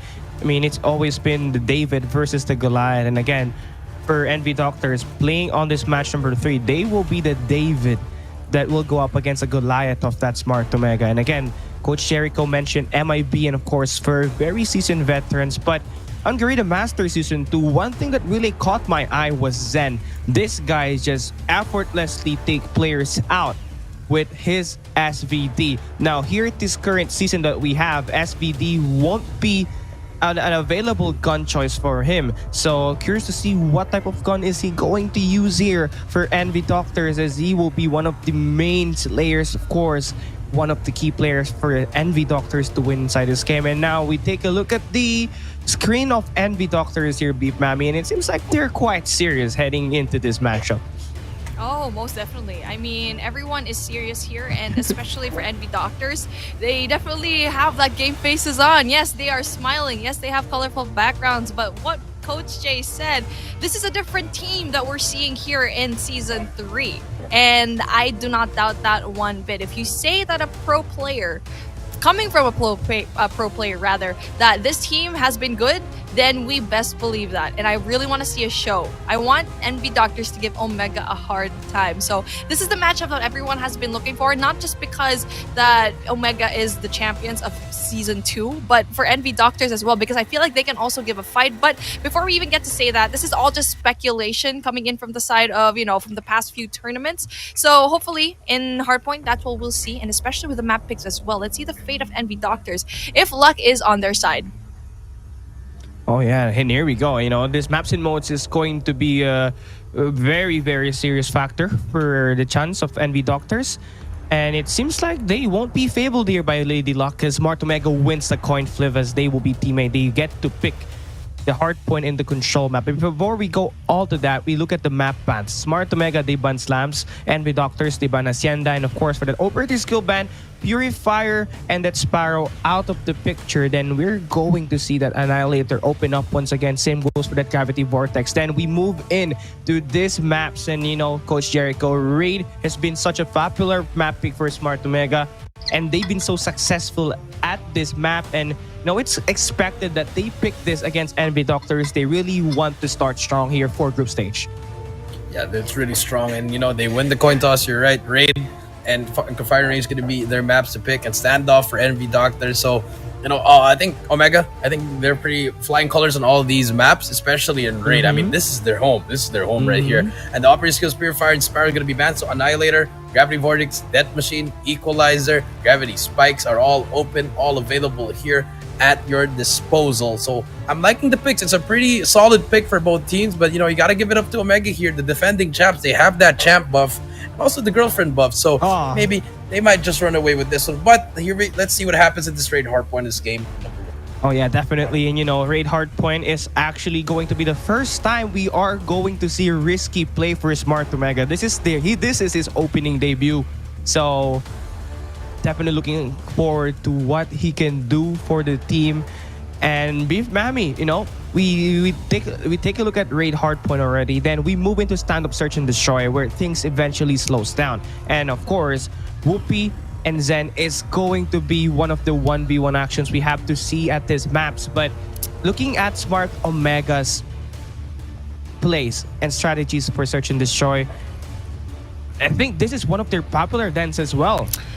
Yeah, I mean, okay, Envy Doctors did choose this map, but I'm not quite sure if this is the smartest map for their end, because Omega is really good at standoff. These three maps, Omega does really good at. And so if you're Envy Doctors, you need to pull every trick out of the hat, and this is not the trick for me so far. I mean, maybe they have plays, but if you were to kind of throw off Smart Omega a little bit and probably just choose a map, maybe like a takeoff, kind of like what we saw a while ago into the game of ACNO and Finesse. Yes, they weren't able to translate that well, but that was the best case scenario for them because they know that the LOWKINGS weren't really that good in big maps. But again, Envy Doctor should probably do something that's a little bit different. But if they feel comfortable in standoff, then okay, just play it at your very best, but know that Smart Omega is really good here. Yeah, of course, that Search and Destroy standoff could be a double-edged sword for Envy Doctors, but then again, that will not be played yet. We're going to see Hardpoint first, and this is it, casters. Garena CODM Masters 3 Group Stage Day 1, final game, Envy Doctors versus the defending champ Smart Omega. Take it away. Yeah, here we go. And Beef Mommy, according, here we go. Starting off in game number 1, a little bit flustered there, but 2-0 at the start. And Omega starting things off great. Gary gonna try to take down one person. He gets taken down by Risky as well. And so far, great start from the side of Omega. Look at number 1, Whoopi. He is running around the map, just rotating. They actually gave up the spawns here, Beef, but they do have control of that P1. So great stuff coming out from Omega and Envy Doctors. They haven't really gotten anything going.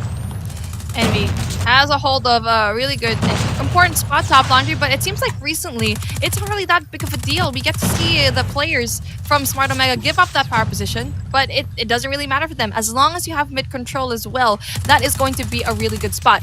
They basically found the loophole. So a lot of these teams just discovered that maybe top laundry isn't really that big of a deal. And so now the rotation comes through from the side of Omega going into P2 already. Kitchen already hot and cooking something up.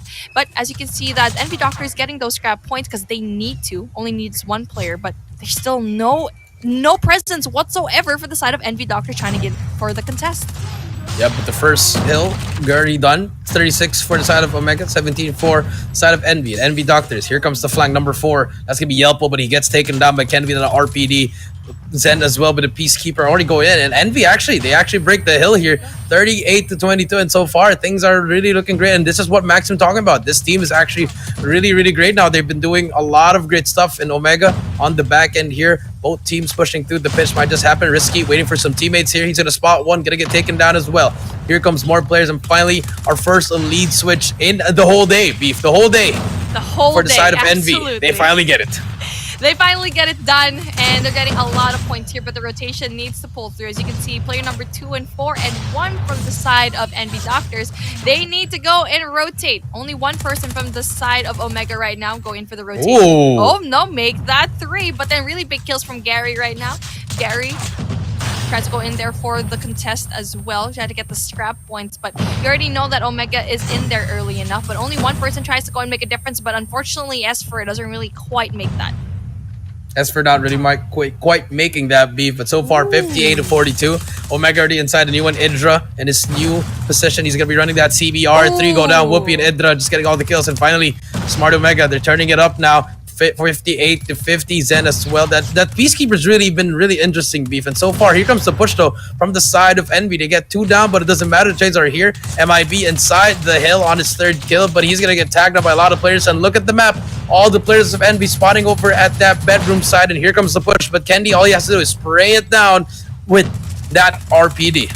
And yes, even though that this player right here, Gary, is all alone, he still gets the contested very well. So Omega doesn't really quite get the points that they wanted here in this money hill.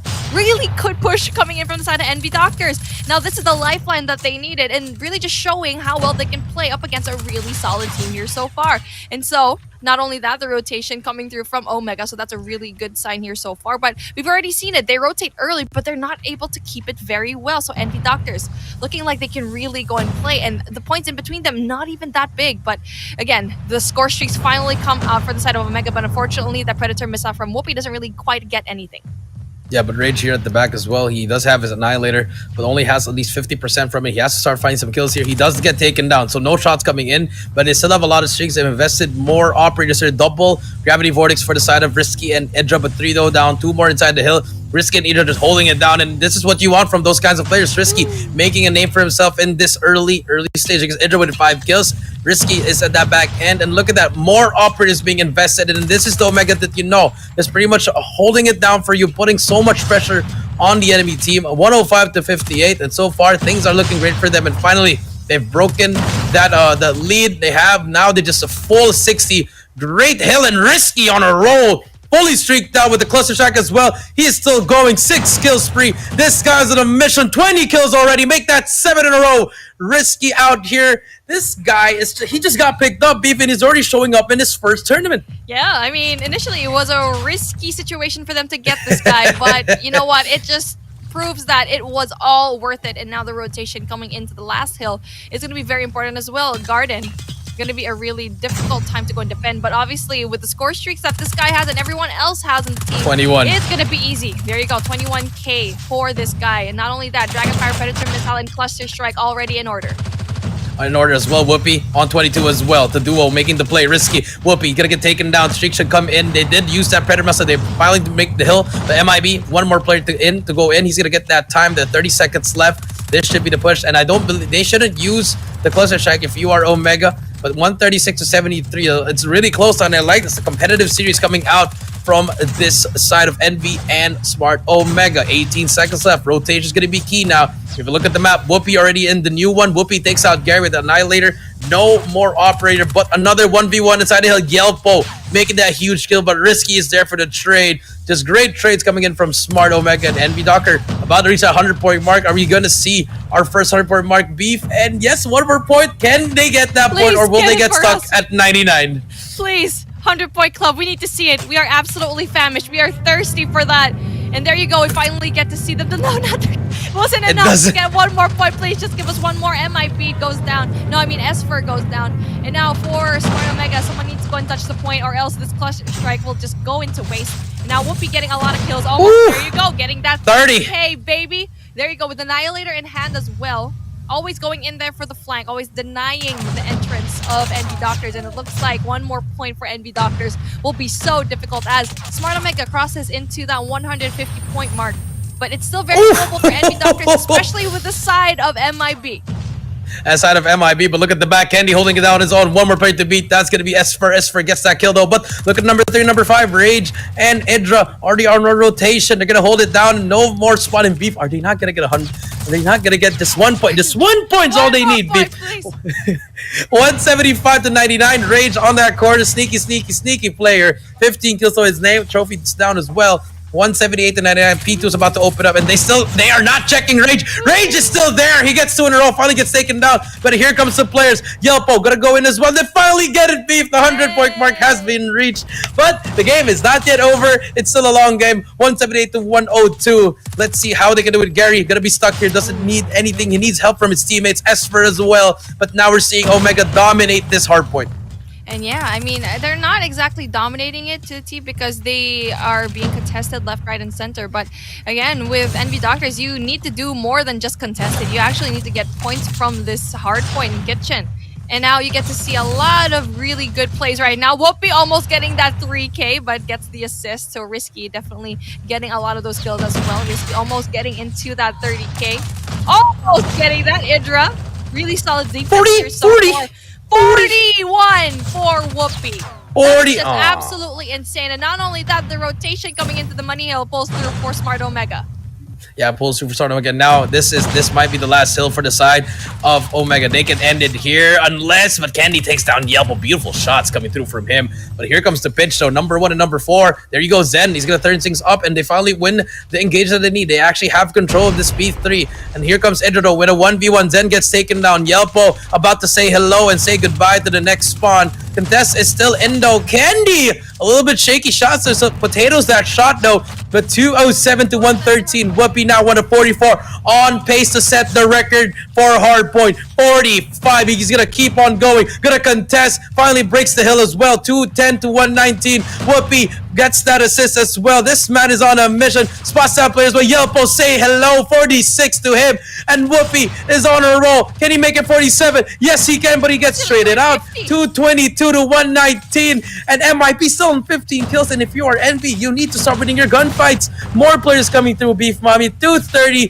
to 119. The game will not end here. They have to rotate. Candy here on the driveway will get taken down, but look at the rotation.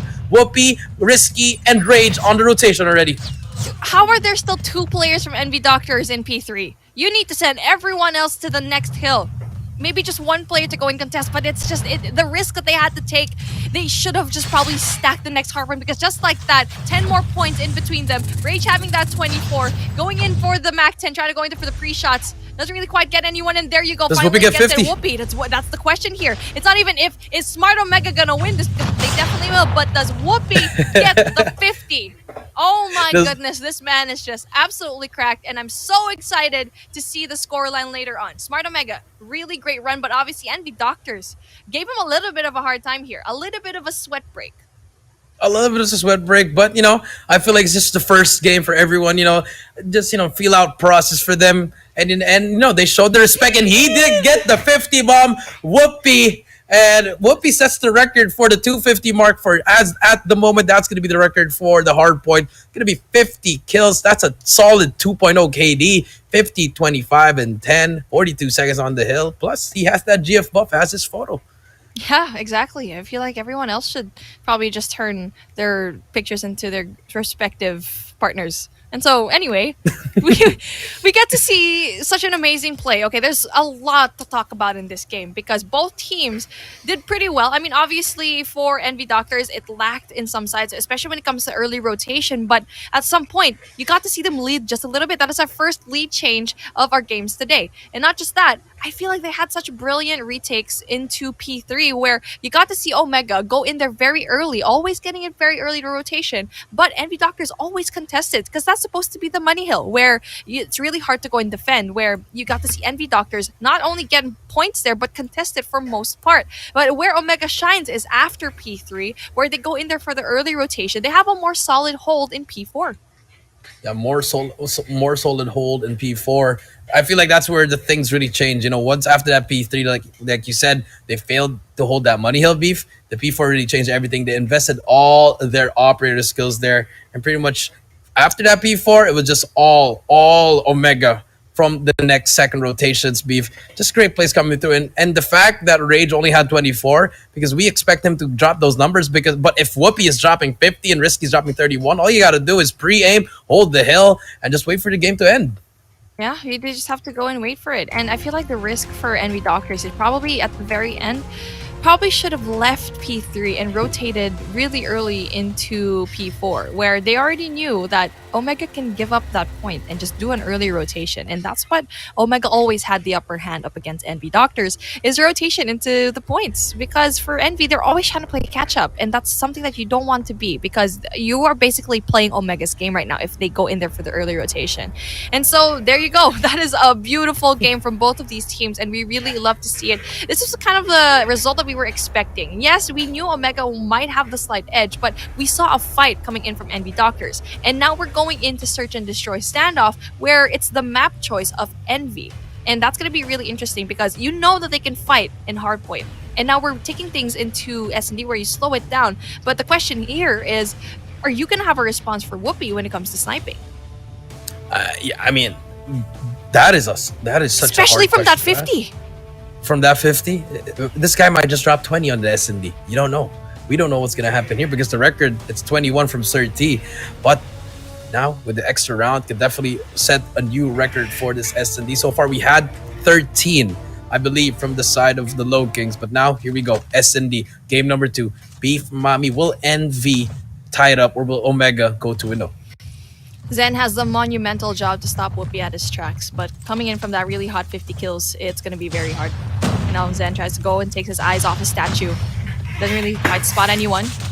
Really aggressive coming in from the side of Omega, but it's a really good deal. As you can see here, Envy Doctors are being pushed up really well. And now the aggression coming from the side of Omega, that does wonders for them. Not only that, but the bomb is going to be planted. The bomb is going to get planted, Beef, and now 1, 2 versus 4. You know, Yelpo gets taken down. Last player alive. It's going to be number 1. He's going to be stuck over at top. Brown doesn't even decide to shoot. Zen misses that shot. And great round starting up from Omega. 1-0. Everybody was just in the right place at the right time, Beef. They all got it together. And that is how you play the S&D. 2-0. 2-0 for Risky. And you have Whoopi with 1-0 as well. And for the side of NB, only Zen got that kill in that last round.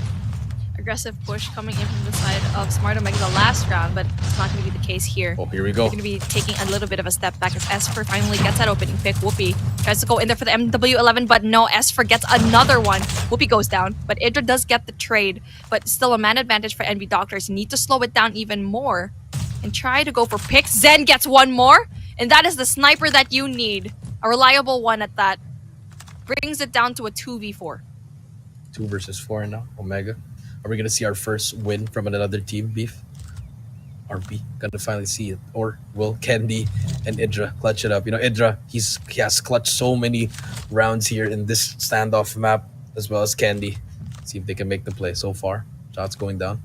Nothing yet, but I like this defense from the side of Envy Doctors. They're not over pushing, but number 3, though, might cost you, Gary, on your screen. He's going to spot one player. There you go. That's the first skill that they need. Another one. Spots him as well. No, They've stuck together, Beef, and that is how you want to challenge together. 2v4 turns to the 2v1 now. But Candy spots Yelpo as well. This should be a 1v1 now. Here goes. He spots both players as well. Gets one. Can he get the second one as well? Spots him over at the tank. He's going to go for it, but MIB has something to say. 1-1, and finally, we see another round from a different team, Beef. Yes, this is what I asked for. Not a 7-0 in Search and Destroy. No, Envy Doctors is not going to allow that to happen. And now, especially with Zen with the sniper, denies every push coming in from Smart Omega. And now a very aggressive push coming in from OMG, going in from Granny's house. Whoopi and Rage again. It's the Whoopi and Rage show, getting a lot of those kills. Oh, but Zen, he gets one on Rage.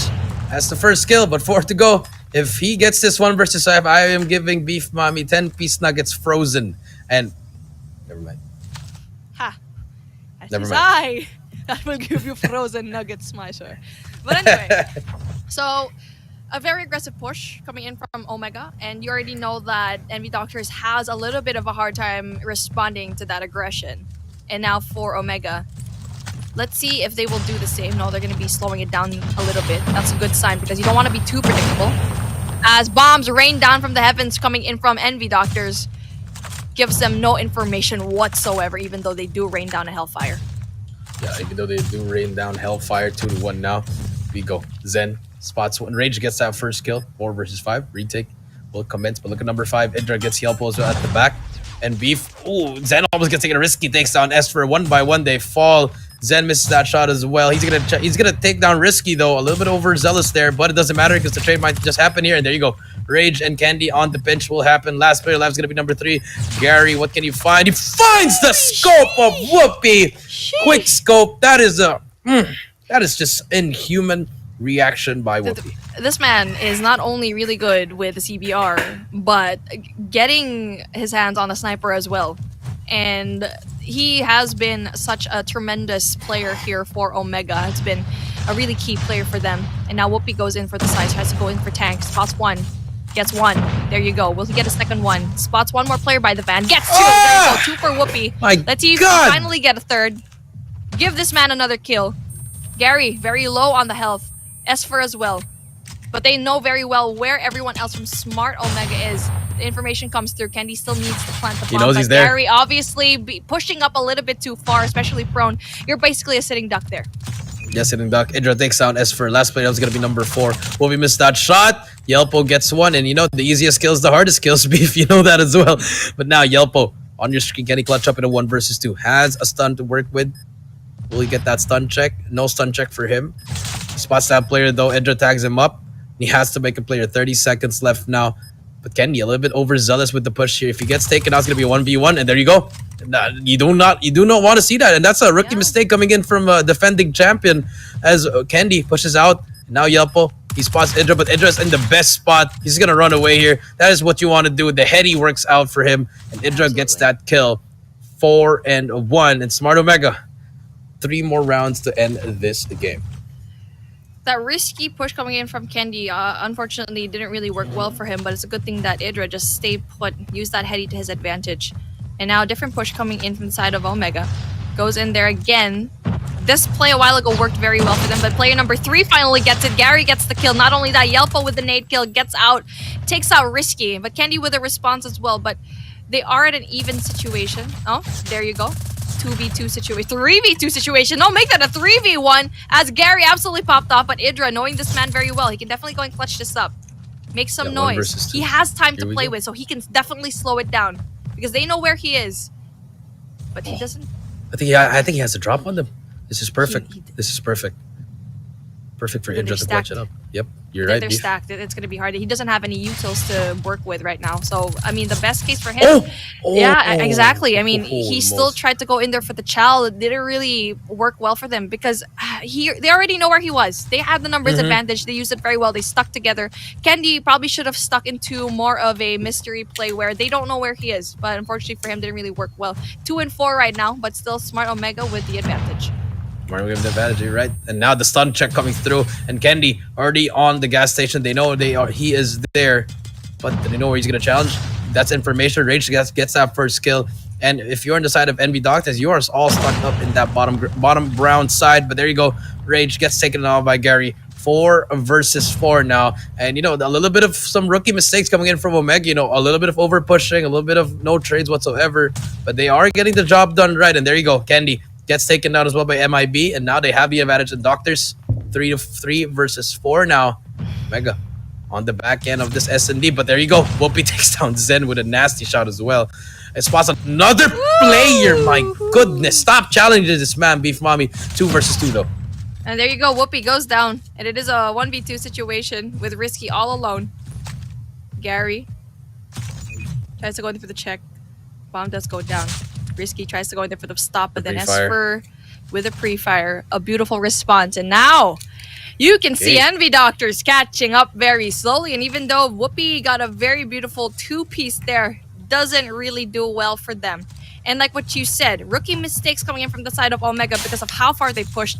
It was all Candy that tried to go in there for a really good aggression, and Rage as well going in for the second floor of Zanny. But obviously Idra opening things up, making some space for them with FHJ is going to be a huge deal for them. Hopefully they utilize the man advantage. Nice nade. Nice nade coming in from Rage. The God nade coming through. And yes, I agree with you. Will it come to the advantage? But so far we're just seeing the Rockets fly over and over again, Beef. But now it's going to be a 1. Oh, that timing. Oh, he almost gets taken up by Zendo. He spots that player over at statue. He's going to get tagged up. The flinch is there. No toughness. Zen takes down Whoopi. Now it's going to be a 4 versus 3. Man advantage go to the side of Omega.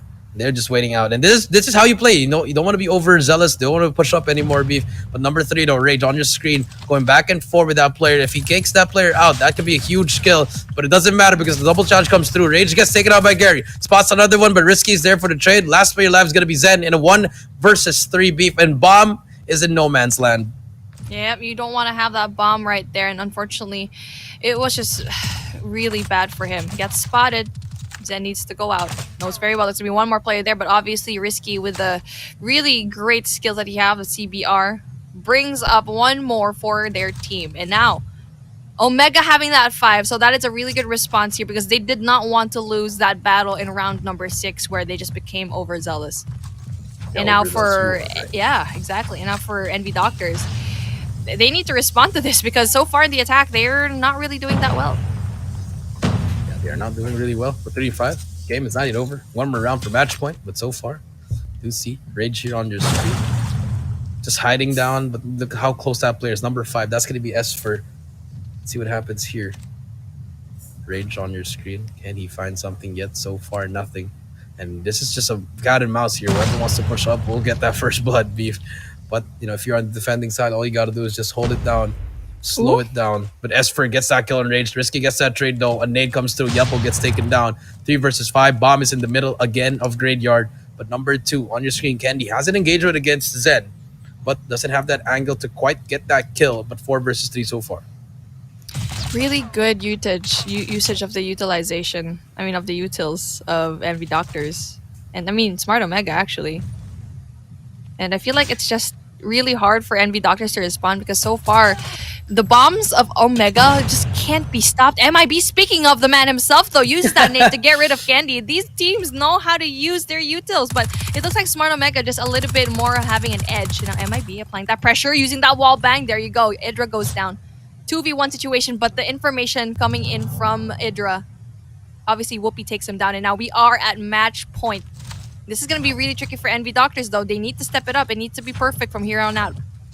They need to be perfect here on out. You are right, and here we go.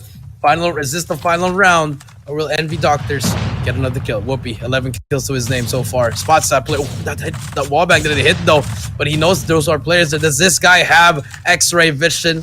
It's gonna be a 5 versus 5 still. Nothing yet happening, but look at the A-bomb. Risky gets one. He's gonna get traded up by Esfer. Gets the call out. Now rotation come through, but Candy as well spots this player over at that backside. But so far, Rage gets taken down, beef. So this is a winnable round for Envy. But Omega, remember, Whoopi gets taken out. No more sniper for them. Candy gets one. Indra gets one as well. So it's gonna be 2 versus 3. Bomb is down, beef. Player for the retake. Now, Esfer, such an essential player for Envy Doctors. Needs to stay put. Yes, has to stay with Zen. That is a really good play. Candy want to be the only one here. And so far, so good for him. No information, though. Zen is going to be really tricky. If Candy peeks this, Zen is going to give him absolute hard time. But there you go. Candy goes in for the push.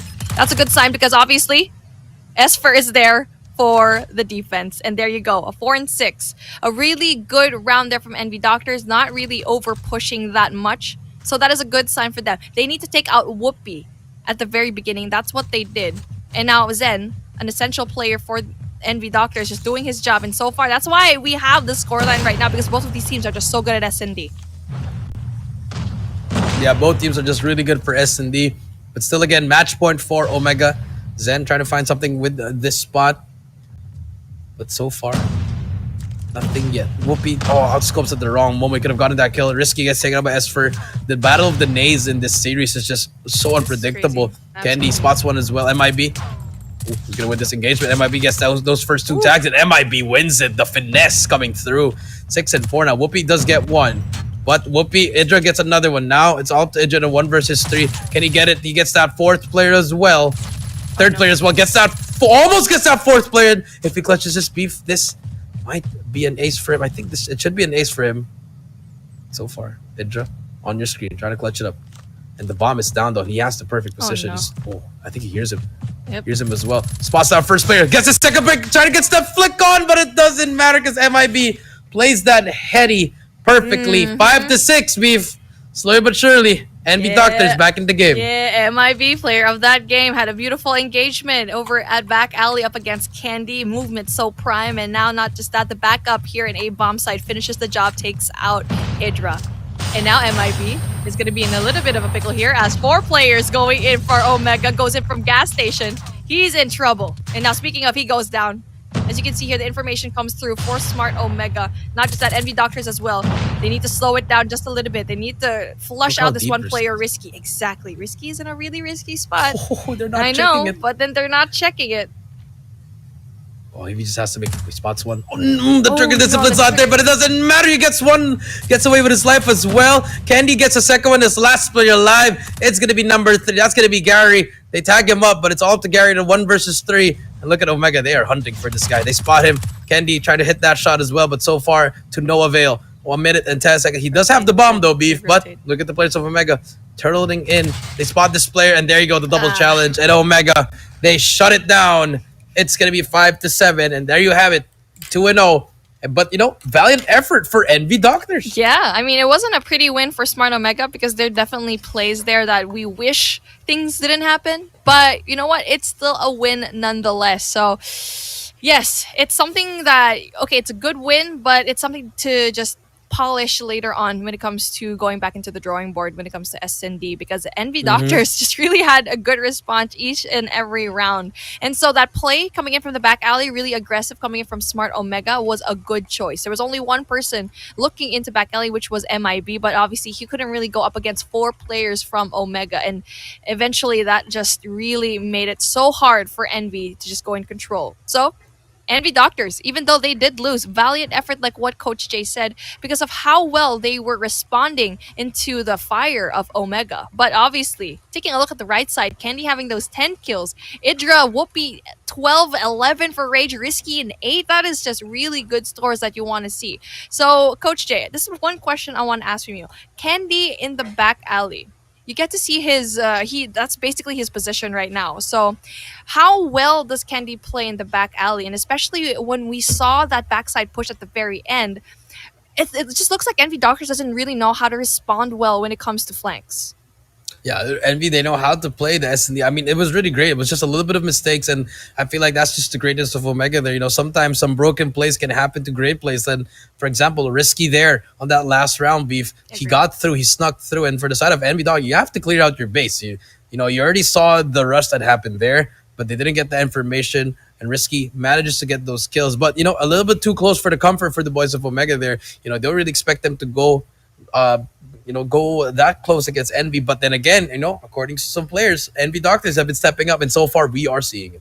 Yeah, we definitely are. And like what I basically asked a while ago is that Envy Doctors did not have a response to any kind of flank whatsoever coming in from Omega. And yes, there were really good plays coming in from MIB, especially up against Candy with a 1v1. But if it was like more than a 2-man push coming in from Omega, we got to see Envy Doctors just falter when it comes to that push in the back alley. And yes, Risky did do a risky play, but this guy is just a rat. He rats out at the very back when you least expect him. Really just goes out there guns a-blazing. And yes, he could have paid the price for it, but he still was able to pull it through. So, again, he just shows that he's a really good choice from Omega because it makes them a little bit more unpredictable. Yeah, that is a little bit unpredictable. This is great. And I feel like Risky, the S&D specialist for them. But, you know, Omega, they're a great S&D team. But the addition of Risky, like you said, a little bit of that ratty player, it's really good. But for the side of Envy, though, Esfer and Zen, your sniper, 7 kills. Yes, it's good enough, but you got to get more out of it. But now 7-5, a little bit closer. Finally, we did get not a donut here, but now time for control, fire range, and I feel like Omega, as we saw in that hard point, might just be able to dominate this control. Ah, yes. And this is the pick of Smart Omega. So this is where things kind of get a little bit shaky, right? You know that S&D for Envy Doctors, they're pretty good at it. But this is where they kind of had a hard time when it comes to the respawns. But good thing for them, control is a little bit more like S&D, right? So not quite sure how it's going to happen here because Smart Omega absolutely loves firing range. And if you were the Envy Doctors, this is probably one of the maps that you kind of want to ban because of how confident Smart Omega actually plays here. And I really want to see, maybe it's because I want to see a Hacienda play. I'm just really hoping in one of the maps at least, because it's really a map that everyone does not like, and that means a lot. Just imagine one team doesn't really ban Hacienda, then that's where you can go and just play it. I really love this map. At first, I didn't really like it, but you know that it's a pretty even map, and especially how big it is. It's just beautiful to see. But hopefully, we get to have that later on. But again, let me have your thoughts, Coach Jay. Firing range, control. Obviously, we haven't seen Omega or Envy Doctors play control yet, but knowing that firing range is something that Smart Omega is absolutely comfortable in, what do you think are the chances that Envy Doctors might get this map away from them? Maybe they could get rounds off, Beef, but I don't think the game they're gonna get it, because I mean, we saw in the hard point, once Omega switched that flip what I just said it wrongly, Beef. When they flip the switch, Beef, I feel like that's when they can the switch. flip. But yes, 250 to 122. That once they find that groove, I feel like it's just all Omega. And for the side of Envy Doctors, what they need to find here is some composure. They need to push the guys as a team, because they almost had it in S&D. But now here we go. Game number 3. Control and firing range. The final game for the day. Beef Mommy, let's go. And here we go. Finally, our last map of the day. Let's see. Yelpo open things up in such an explosive manner, quite literally gets rid of Idra, but then Whoopi and Candy have the response as well. Looking like the sniper play will be for Whoopi. So again, using range to their advantage here in firing range. Not only that, the RPD as well. And now you get to see it. Omega goes in there. Very fruity, very fruitful. Getting a lot of the points here in Bravo, trying to go in there one by one. They're trying to focus on one point and another, but it looks like they're doing a really good job at holding this down. This is a really fast capture coming in from Omega. Really fast cap, and Risky not looking at his left side, and unfortunately that will pay for them. Almost gets that B, but they do have the 2 ticks, and that's all you need. You know, this is what you want to do. That's a great play coming from Omega. They managed to cap those 2 ticks on B, and look at the space that they've created, Beef. And look at A. A is just gonna be free for catching because Kennedy's also delaying them. Beautiful capture. Now, that is one kind of break. Okay, we made a lot of progress in Bravo. Now it's time to put our sights in Alpha, and then just a hard point right now. But then Gary goes in there. That's a really good kill. Double kill for Gary. A really big one at that. And not just that, they're even at the lives right now. But then they need to go and pressure a lot, especially comes time for the Smart Omega team, because you get to see most 1 tick left for both of these flags. And now Yelpo guarding this with his life, but he's the only one left here. He needs backup coming in from his team. Yeah, he needs backup, but Whoopi gets taken out. Yelpo, this is a great place, but Risky finally takes him down. Woo! There's gonna be a 1v1 over at that B side, and Idra gets it, and he's gonna cap this B on his own, but decides to hop off actually. Not really the best decision, but the FHJ doesn't take that player out, but finally, B is gonna be captured, and there you have it. B is captured, and Idra might be able to make the play for this team to win this round. But there you go, it doesn't even matter. And those are the plays that we are getting to see here in Control. The Omega finally showing it why they're a good team here in this Control. I like the play there. You know, capture B, get those 2 ticks. If you capture, it's a bonus. But space created. Let's go to A. Okay, so this is probably one of the best control rounds I've seen here so far today. Almighty and LOWKINGS. Yeah, it's a little bit messy, and this is how you play Smart Omega. This is a good sign that they've prepared for control very well, especially in this map. But now it's the response of Envy Doctors now that they are at the attack. Let's see if they can go and play, but so far they're just struggling right now. Sloppy. All bunched up together into the spawn, and there you go. The defense really solid from Smart Omega, and so far you just have nothing. No response whatsoever from Envy Doctors. Yeah, no response whatsoever. And Whoopi with that sniper. You don't really see this in the controls, but he is making it look like if you are one of the best snipers in the world, you can definitely do this. And Whoopi going for that spawn trap. But look at this. The push, the offense from Envy is just atrocious. You know, I mean, I don't want to use that word, but they're just pushing 1 by 1 left and right. It's like hard point, but it's not, guys. You have the life count and you need to control it. And oh my goodness, a spawn trap is on in Beef. 25 to 10. We haven't seen a control this dominating yet, and so far Omega is showing it up. Oh my goodness, for OMG. They're just having a really great time at the defense here. Bam. Not only that, Whoopi with Annihilator is going to be difficult. Bang. The spawn trap is just crazy here. It's absolutely insane. Only 5 lives versus 21 with only 10 seconds left on the clock. It is not possible for Envy Doctors to try and even take a sight. And there you go. We're finally going in there for the little switcheroo where Smart Omega did absolutely amazing into that attacker's side. And it looks 19. like it's going to be a really clean sweep here. Woo! Let's go. It looks like I'm gonna have to bring out the broom for this one after this game. The brooms are out. We already brought out 2 brooms. Can we make it 3 in a row? But now it has to be one of the cleanest defensive rounds I've seen in Control so far. And Whoopi starts things off with a snipe again. He spots that player in trailer. But does he have help from his team with the pistol? Not gonna work out for him. But so far, Omega now, different kind of approach. Now this is where the score streaks come into play. They get the information they need. The push comes through, and here we go. Here you go. Zen goes down, and now A is going to be free. But they will have to worry about one more player in American, but then goes in for the rotation. That's player number 3, Gary. He's been an absolutely amazing job, actually. But again, he's doing a really good job at going in there for the defense. But Rage going in there as well. So finally getting a lot of the points coming in for Alpha. But again, Rage. Rage yet again with the cluster kills.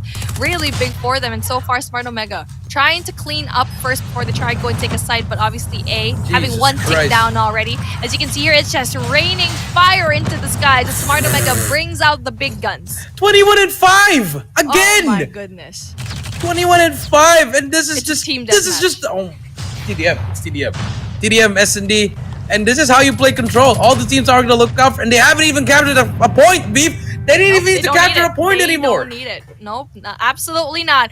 And what a dominating Control round for Omega. A clean sweep, 3-0, and not just that, a 3-0 in the series as well. Our 3rd of the day, and we end it the same as we started. And now Omega really just shows how good that they are. And even though, yes, S&D may have been a little bit of a blunder, they still won it somehow. And now, Coach Device giving fist bumps all over the place, and well-deserved. Well deserved. He's ahead of the curve. New game mode already. He's already doing his job. Definitely one of the best coaches out here in Garena or even in the world. But look at this. What? Are you serious right now? None of the players from Omega even died 10 times. No. The KDA is just insane in this lobby. Insane and Omega. I mean, you know what? This is what I like to see. This is a team that has prepared for Control. This is the cleanest Control game that we've seen here today. And that is scary because you need to win Control. And that is going to decide whether or not you will win a best of 5, a best of 3. And Omega has it down to the T. May I just say that this is probably one of the best Control teams that we've had here playing this game. So, not only do you have, so far, yes, especially, just for the day, And Omega just shows it very well. They've come prepared. That's what we really like to see from a team. And now for Envy Doctors, looks like they're just lacking in terms of control. Yes, they have S&D, but they didn't win that round either. So it's not just S&D is the game here. You need to win your respawns as well. And now for Control, it's just looking like Omega. I'm excited to see this team play other teams as well in this game mode. Yeah, just excited for more teams, and I can't wait for them to go up against, a top team. No disrespect to Envy Doctors, maybe like an Almighty or even a LOWKINGS. I want to see them if it's still going to be the same here. But, valiant effort for Envy, but I feel like the S&D just sucked out the momentum out of them. They almost had that, but unfortunately, they are going to go down 3-0. 3-0 in Control as well, 3-0 in the series. And this is just a great sign, and I feel like Omega, they're like, you guys are going to take the throne. It's going to take a long time for you guys to get back at us. And this is just great gameplay coming in from Omega, the defending champs, going in here in this day number 1. And what a day number 1 we had, especially what a last series that we had. Envy Doctors show they can actually go and play. And without a doubt, they had such an amazing effort, especially in that S&D, where they won round after round, but unfortunately really couldn't close it out. And we had so much to talk about in Hardpoint, in S&D. The Hardpoint, obviously, the first time we got to see it today, that they got the switch, had a little bit of a lead, but unfortunately for Envy Doctors, couldn't really go in for early rotations into the Hardpoint. And for S&D, it was just so crazy as well, because especially in that round 6, where you get to see Candy and Rage making a little bit of a mistake. So you get to see mistakes committed by Smart Omega as well, where they overpushed at some points, but they learned to readjust at the later end and eventually won that S&D. But Control, hands down, it wasn't even a competition, and Omega just played it like S&D, and also maybe more like Team Deathmatch, actually. Yep, that is true. And now, let's bring in Callie here. Callie, you were watching everything. What are your takeaways?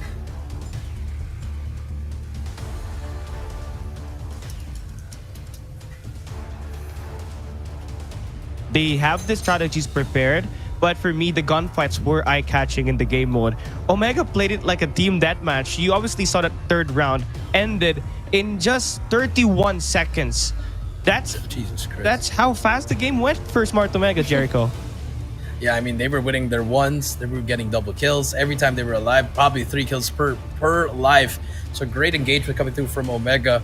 And for the side of Envy, you saw a little bit of life at that first round, but once we switched it up to the second and third, it was just all Omega. And yeah, definitely, Beef Mammy. And now for Omega.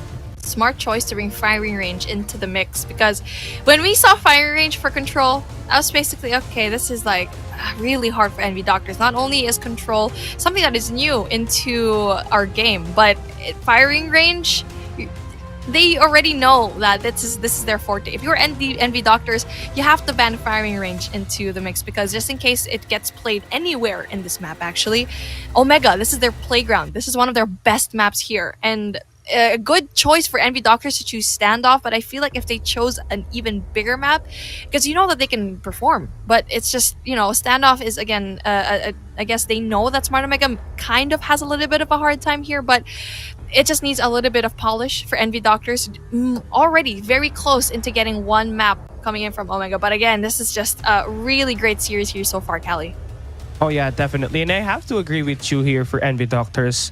You know, they have a great output on the Search and Destroy stand-up, but if they could have picked a much longer map, they could have had a far more better output. I mean, we did see MIB and Sphere go at it with that close range engagements. And of course, if only Zen had more of a playing field in that long range, he could have been more successful. But then again, you take a look at the lineup of Smart Omega, they also have Whoopi in there that could totally rack up the kills. So it always feels like that the boys of Envy Doctor just really locked out. They could have taken that map number 2, but then again, Smart Omega had plethora of strategies they used to counter in, and at the end of the day, they bagged the victory. But then we take a look at this hardpoint raid. You know, Envy Doctors did such a great job keeping up with Smart Omega on the early stage. It was neck and neck until we did see Risky pop off on the basketball court, and this was the play right here, racking up multiple kills after multiple kills, and it created a domino effect.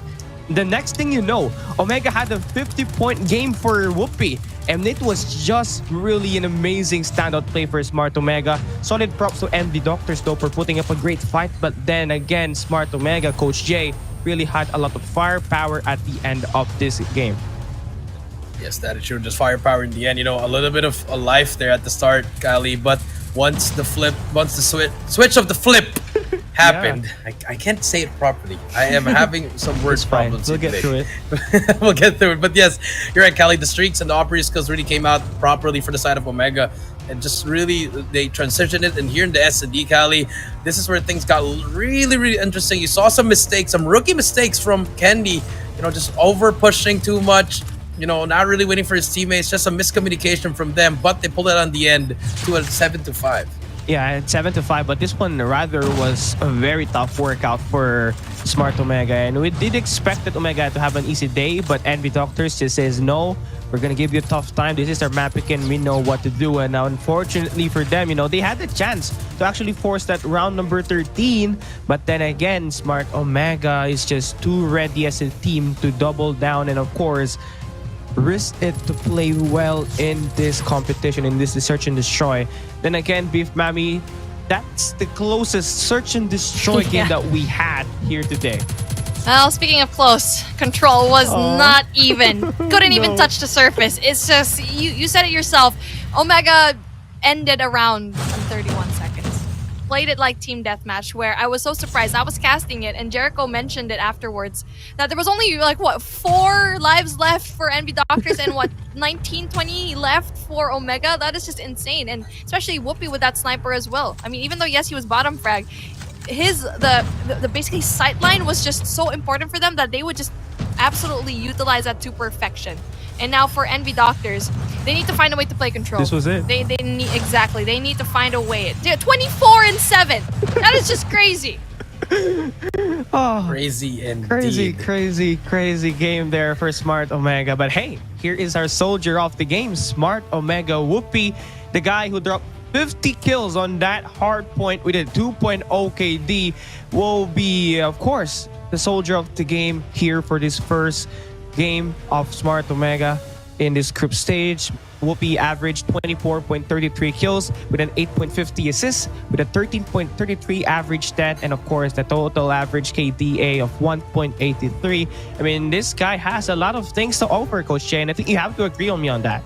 Yeah, he has. I mean, he is definitely one of the best players in Garena right now, and this guy is just a different kind of breed. You know, you can't teach that. This is just pretty much pure talent, gifted. This guy is a beast. Now we're just gonna wait on the current standings for the day, but great plays coming through from Whoopi. But you also gotta give a shout out to Risky, the new player, the young bloods, Rage and Risky showing up as well. They are holding their end of the bargain, and also the veterans Idra as well as Candy. Now let's take a look at the current standings. Callie, take us through it. All right, let's go through it. The first day officially set and done, and of course for Group A, we did see ALMGHTY took down Sem9, and of course they will have 3 wins while Sem9 will have 3 losses, as Sem9 will be placed on that 4th place right now for that Group A. And then we take a look at Group B, which played earlier. Smart Omega, they also won 3-0 against Envy Doctors. Thus, they placed top 1, and of course for Envy Doctors, they placed top 4. Same thing happened for Group C. I mean, all of the matches today had one of the teams score 3 wins and the other having 3 losses. So for LOWKINGS, they placed top 1 right now, and of course for ACNO FINESSE, they will place top 4. But then again, Beef Mammy, this is subject to change. We will definitely see this standings change all across the group stage, and of course this is going to be a very, very interesting group stage because take a look at that. It's a clean sweep. I got the water beef. I'm gonna keep this. It's sweeping right now, as you can see. It's a clean sweep for today. Every time that there's going to be 3 O's all across the board, I'm gonna have this. Okay. Yeah, wipe it, Callie. Wipe it down. Wipe it down. You guys are such there a you go. We're all cleaning here. It's a very clean studio, as obviously we are in our homes, but obviously these teams have been showing up, cleaning all for you guys watching at home. And it's just been an amazing day here, Callie, because it just shows that a lot of the teams here still need some sort of improvement. Not just from the teams that lost, but also for the teams that won as well. Because obviously Smart Omega with an SND needs to polish it a little bit more. ALMGHTY as well needs some cleaning as well when it comes to control. And for LOWKINGS, maybe a little bit for the side of SND as well. So you know what? It's been an absolutely great day here. Yep. And this is it. This is it. This concludes the day 1 of group stage of Garena Masters Season 3. I'm Cali Gaming down here with Beef Mammy and Jericho. Stay tuned for more action for this event. We'll see you on the next day. See you guys. Goodbye.